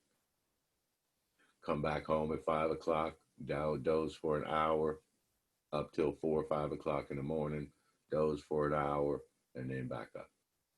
They never get what we call REM sleep, that deep, restful sleep. REM stands for rapid eye movement. They never get that type of sleep. When you see somebody that's asleep, if you can see their eyes moving back and forth underneath their eyelids, that means they're dreaming. And they've seen REM eye movement in babies while in the womb. So it leads us to believe that babies dream while they're in the womb. What they dream about, who the hell knows? But they're having dreams. And so people with insomnia, they never get that deep, restful sleep. As a result, they're always groggy. They're always tired, always feeling like, man, they just need to sit down and go to sleep. But the moment they sit down, they'll doze off for about 15 minutes and then be wide awake. Has anybody ever done that before? You're at work or whatever, and you're just so tired you can barely keep your eyes open. But when you get home, you're wide awake. Okay? These people live like that. So they'll just be groggy all the freaking time. But the minute they try and lay down and go to sleep, they're wide awake. Okay. So insomnia can be horrible, guys, to the point where you are disabled. You can't go to work. You can't hold a steady job, that kind of stuff. So don't overuse these terms, because when we do, it takes away from the people who actually have it. When you say, oh, I had insomnia last night. Oh, you poor thing. This person comes along. I am an insomniac. Oh, you poor thing. No, it's a disease in them. And they really just, in some cases, can't even live a normal life because they just cannot go to work and function. All right, so those two opposites of the spectrum, narcolepsy, people who fall asleep at inappropriate times, insomnia, people who don't fall asleep at all. Insomniacs are also more prone to, let me use the actual term. See if y'all can figure out what this word means.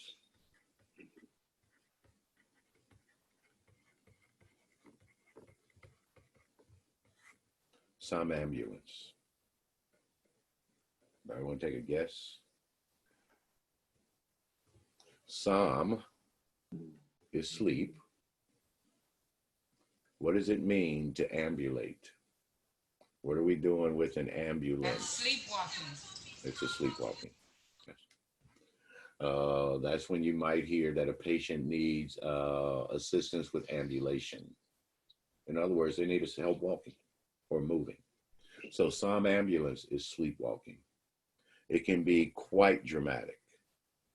You can't join the military if you sleepwalk. How dumb would that be? You find your ass out there in Afghanistan. Oh, and by the way, this is not sleepwalking. You see my eyes closed? How in the hell are you walking with your eyes closed? I don't know who came up with that idea that that's what sleepwalking is. Both hands out in front of you with your eyes closed and you're walking. No. A sleepwalker, will walk right past you. Eyes wide open, but dead sleep. They might get up and fix a meal and go back to bed. And by the way, be cautious about that shit, this stuff right here.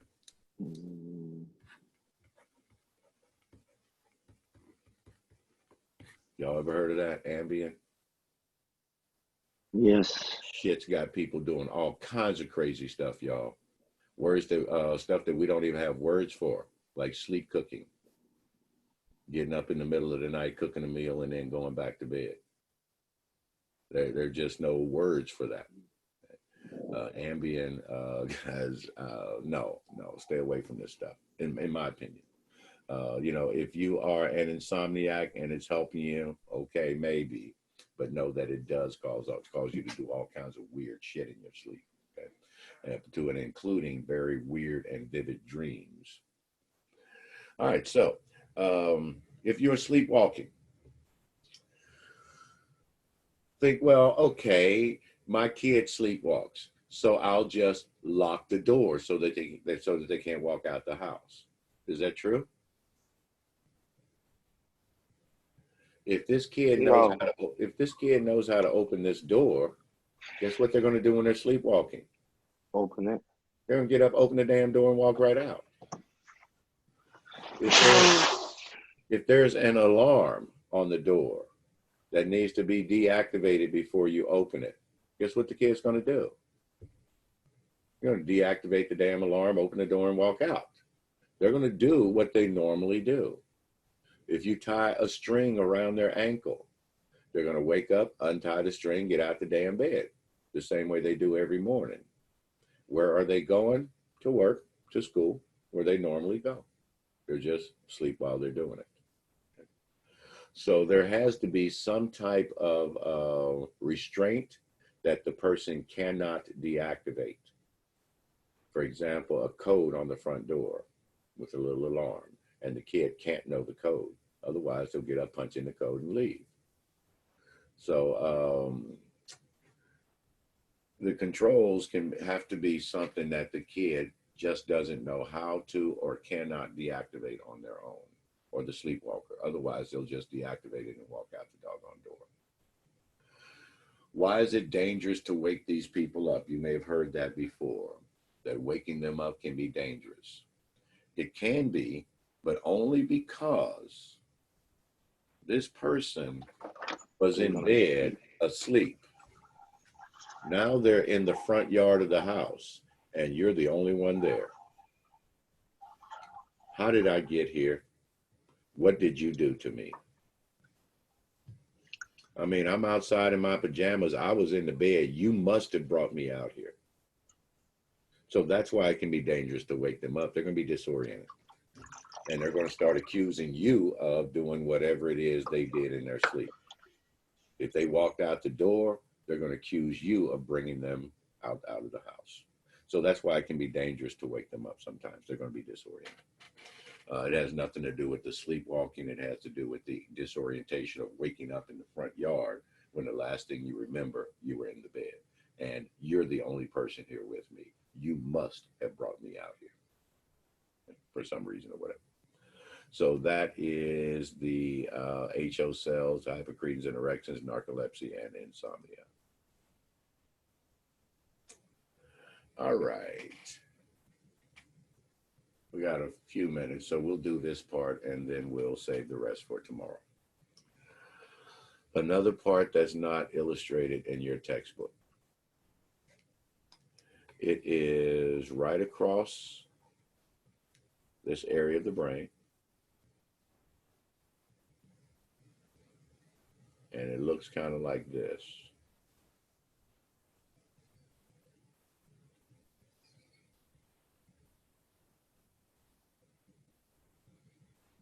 Kind of like half of a leaf. That structure is called your hippocampus. And this is the part of the brain that actually creates memory cells for you. So when we looked at the brain and those memory cells up here sticking down into how did those cells get there? They were created by your hippocampus. So how does that happen? Everything you experience, every sight, every sound, every sensation that you ever experienced in your life comes into the hippocampus. In there, importance is assigned to that thing, that vision, that sound, or whatever. If you apply importance to it, the hippocampus creates a memory cell for it.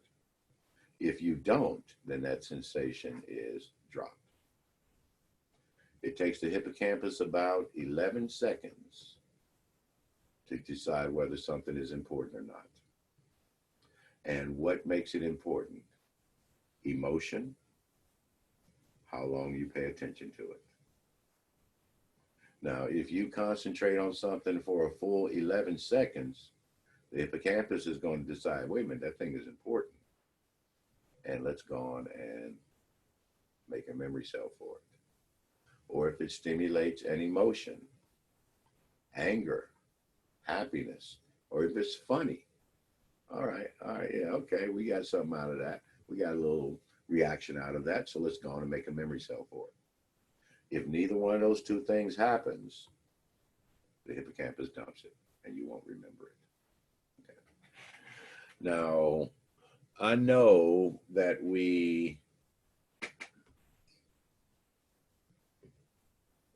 when we hear 11 seconds, we go, well, that's not very long to pay attention to something. Well, is it?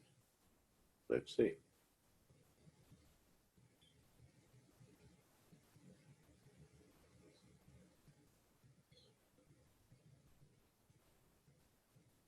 That was 11 seconds. That's a long time when you think about it. That's why, when you see things like, well, somebody shot somebody 15 times in 16 seconds. And you go, man, how could you, that short a time? 15 seconds is a long freaking time, y'all. If I was the lawyer, I would step up to that jury and I would say 15 seconds.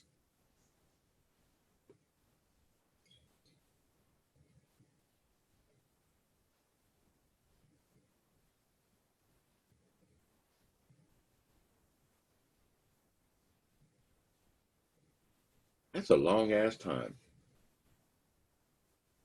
Just to make the point that we get in the habit of thinking second, and that must be very quick. 15 seconds is a long time. 11 seconds is a long time to be paying attention to something, to one thing. And most of us don't. And that's why our memory is so bad. How many of y'all think you have bad memories? Raise your hand if you got bad memory. Truth is, there's no such thing as bad memory. You just have bad recall. In other words, the ability to recall the information. It's there. You just pulling it down is a problem for you. So what is it when we want to remember something? A test question. How long should we concentrate on that one question in order to ensure that it gets stored in our memory? At least 11 seconds. And we've already shown that 11 seconds can be a long time when you think about it. So flashcards. When you're trying to remember, you're studying for a test, you're using flashcards. Flashcards tend to do us a disservice because we start going through them fast. Cardio is heart. Was that 11 seconds? Not even close. Try it this way. Cardio means heart. H-E-A-R-T, heart. C-A-R-D-I/O, cardio. Cardio is heart. Heart is cardio. You're more likely to remember it the longer you pay attention to it. So don't be trying to, how fast. Fast doesn't apply in our brain when we're trying to remember things. Hippocampus will store it for approximately 11 seconds. And if there is no emotion or long time frame, the hippocampus will dump that memory and you won't remember it. Now, the hippocampus, that is our short-term memory right there. Short-term memory is usually extended to 2 or 3 minutes or so before you just dump the thing all together. Again, how long you pay attention to it. Are there any emotions attached to it? Did it make you angry? Did it make you sad? Did it make you laugh? You're more likely to remember it. Okay, now, so what's happening? What do you think would happen if the hippocampus did not hold everything for 11 seconds? In other words, the memory comes into the brain, into the hippocampus. As soon as it comes in, gets stored as a memory cell. What do you think would happen to you without that 11-second delay?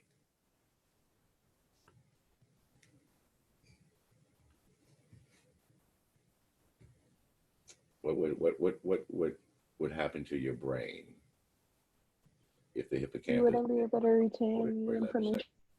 What did you say, Savannah? You wouldn't be able to retain any information. That's if the hippocampus isn't working at all.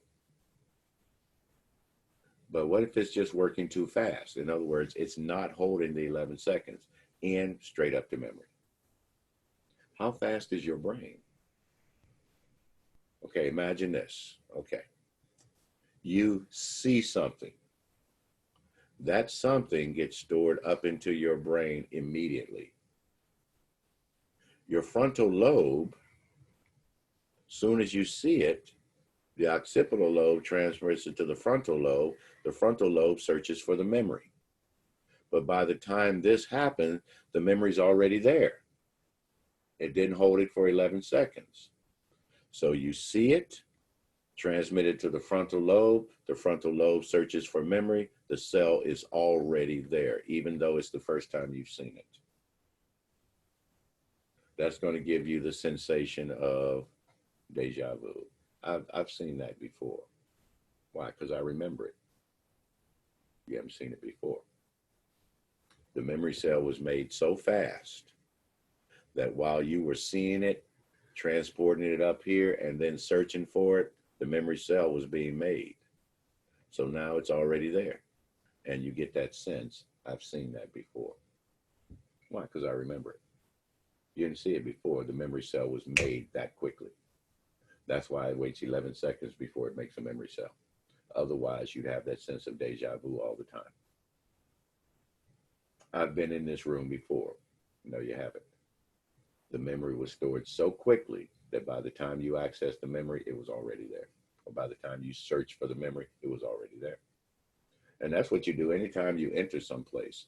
If you walk into a room you've never been in before, the first thing you do is, I've never been in here before.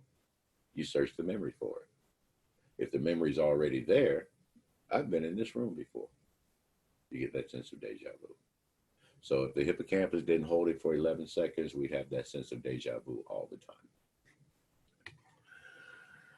Did y'all know that nothing is broadcast live anymore? I don't care what it says on the TV. You know, if they're in the top corner of the TV, it says live. No, nothing is broadcast live anymore. That stopped in the 1950s, I think it was, when the FCC issued laws that require a 13-second delay for everything that's broadcast out over the TV. So you're not seeing what's happening right now when you're watching a football game. You're seeing what happened 13 seconds ago, because that's how it's broadcast now. There was a one reason or one incident that made them FCC do this. It was back in the 1950s with a brand new TV show back then, brand new game show called the Newlywed Game. Anybody remember that game? Used to be on TV. They bring in a newlywed couple and ask them questions about each other, and they see how much they know about each other, Well, it was an episode of the Newlywed Game where a couple, the question was, what's the strangest place you've ever wanted to make whoopee? See, they couldn't even say sex on TV back then. So they said, make whoopee. And they asked the lady, and this was live, national TV. They asked the lady, what's the strangest place you've ever wanted your husband to make whoopee? And she thought about it for a few seconds, and then she said, in my ass.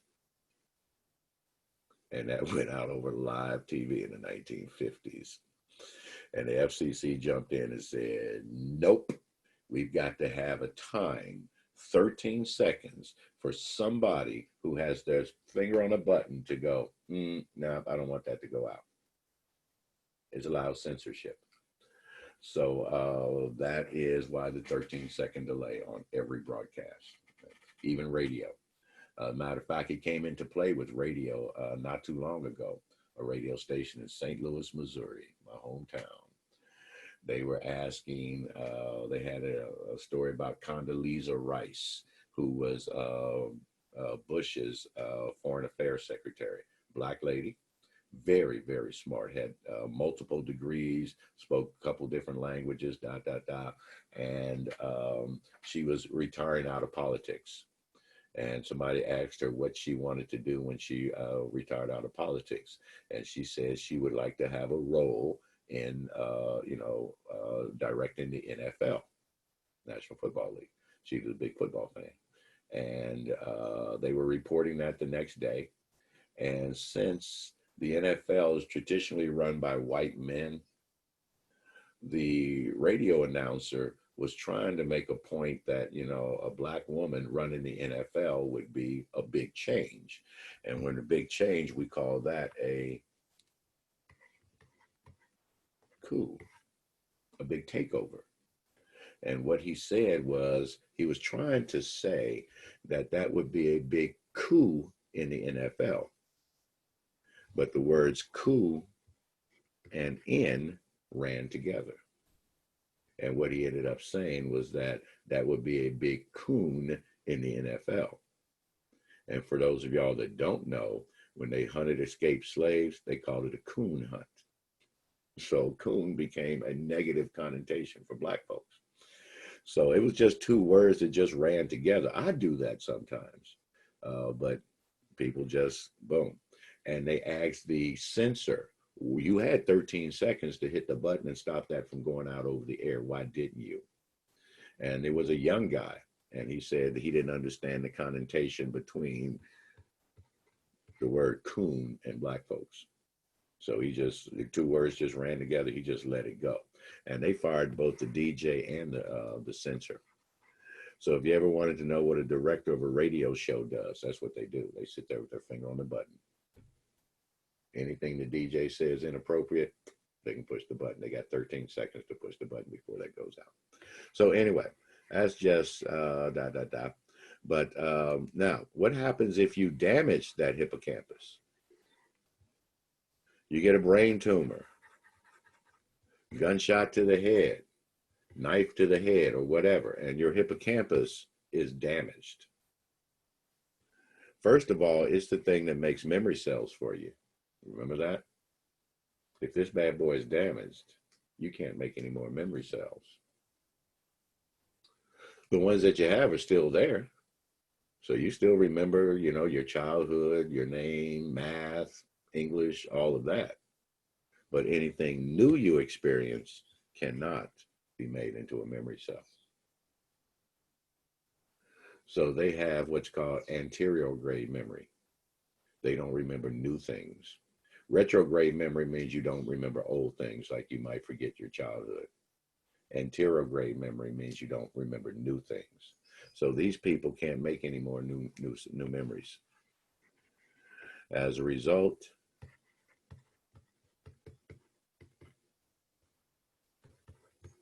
y'all remember this movie, 50 First Dates? That's what was going on.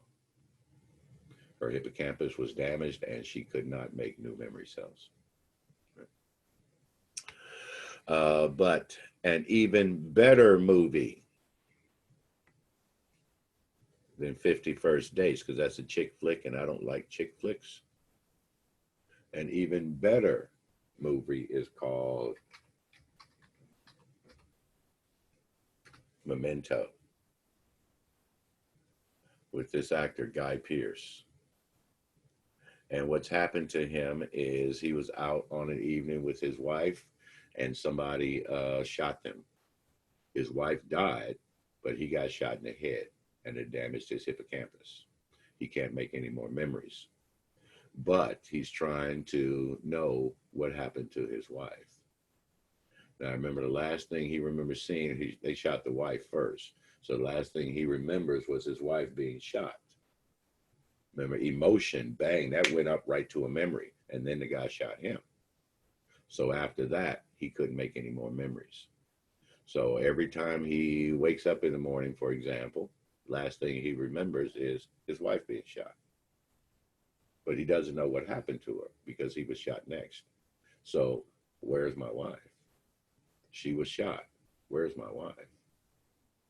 Where is she? Is she in the hospital right now? And it's months later. But every time he wakes up, boom, where's my wife? Now, there's another picture that I wanted to show y'all. Is it this picture right here? Yeah. What are these tattoos about? Okay. He's trying to solve his wife's murder. See it here? Something G raped and murdered your wife. He puts the clues on his body, tattooed like that. They're all up and down his arms, all over his chest and his back and everything. And this is the wife. So what happens when he wakes up and says, where's my wife? He starts getting ready to go out and find his wife and looks in the mirror and what's that? Oh, so-and-so raped and murdered my wife. What? And then starts reading the other tattoos. This one says, find him and kill him. Tattoos down here. Clues to who he is and where to find him. And he goes constantly putting on all these tattoos.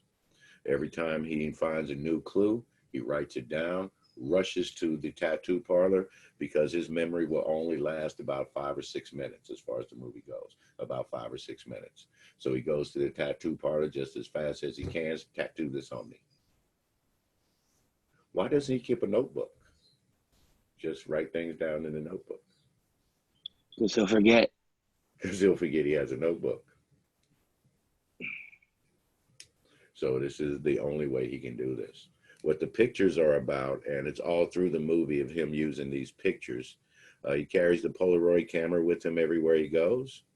And every time he sees something that he thinks he needs to make a record of, he takes a picture of it, turns over it on the back, and writes down whatever he needs to write down about that picture. Like in one scene, somebody comes to the door. He goes over, looks out the door, goes over, goes through his pictures, finds the picture of the person, turns it over, says, "Don't trust this guy." But anyway, not to be a spoiler, but he does find the guy. So that movie's called Memento. And there is really only one mistake that I saw in the movie. It's when he was talking to this guy right here, I think it was. He says something, the guy says something, he says, "Oh, you have to excuse me, I have this condition." But he doesn't remember that he had the condition. He shouldn't have remembered that. But other than that, that is a pretty decent movie. I mean, it's not the best movie. It's this guy right here, actually. The one that says, "Don't trust him." And by the way, I have this condition, ... But anyway, that is Memento. A really good movie, I thought. But it's not one of the most exciting movies you'll ever see. So that is your hippocampus. Creating memory cells for us. It's responsible for our short-term memory, which typically lasts about 2 to 3 minutes. And if the hippocampus isn't working right, if it's putting those memories up there too fast for you, that leads to that condition of deja vu. What's over here? All right. So we'll save the brainstem for tomorrow. You see, there weren't a lot of reds in here today. Pay attention to the ones that are there, and more tomorrow, quite a bit more tomorrow. Now, we'll be testing on the nervous system and psychiatry together. And that's one of the reasons that I jump around in the textbook. I put those systems that are logically together. Neurology is chapter 10 and psychiatry is chapter 17. But those are the two things that I think should be tested on together. Right. So neurology and psychiatry will be the next test coming up for you. I'll do the review for that tomorrow. The homework list, I'm going to redo it tonight. I kind of lost my cool a little bit earlier. I'm going to redo that list. I'm going to do it in the order that I teach the chapters, rather than do chapter 1, chapter 2, chapter 3, chapter 4. And that'll help you keep up with, doing them when we do that section or whatever. So I'll redo that tonight and get that out to y'all in the morning. I'll also have the assignment sheet telling what homeworks I have from who. I'll have that updated and ready for y'all to look at tomorrow morning, and I'll start sending it out with every email in the mornings. So we'll finish up neurology tomorrow, and then get you the review and the test date for the neuro and psychiatry test, the next test you've got coming up.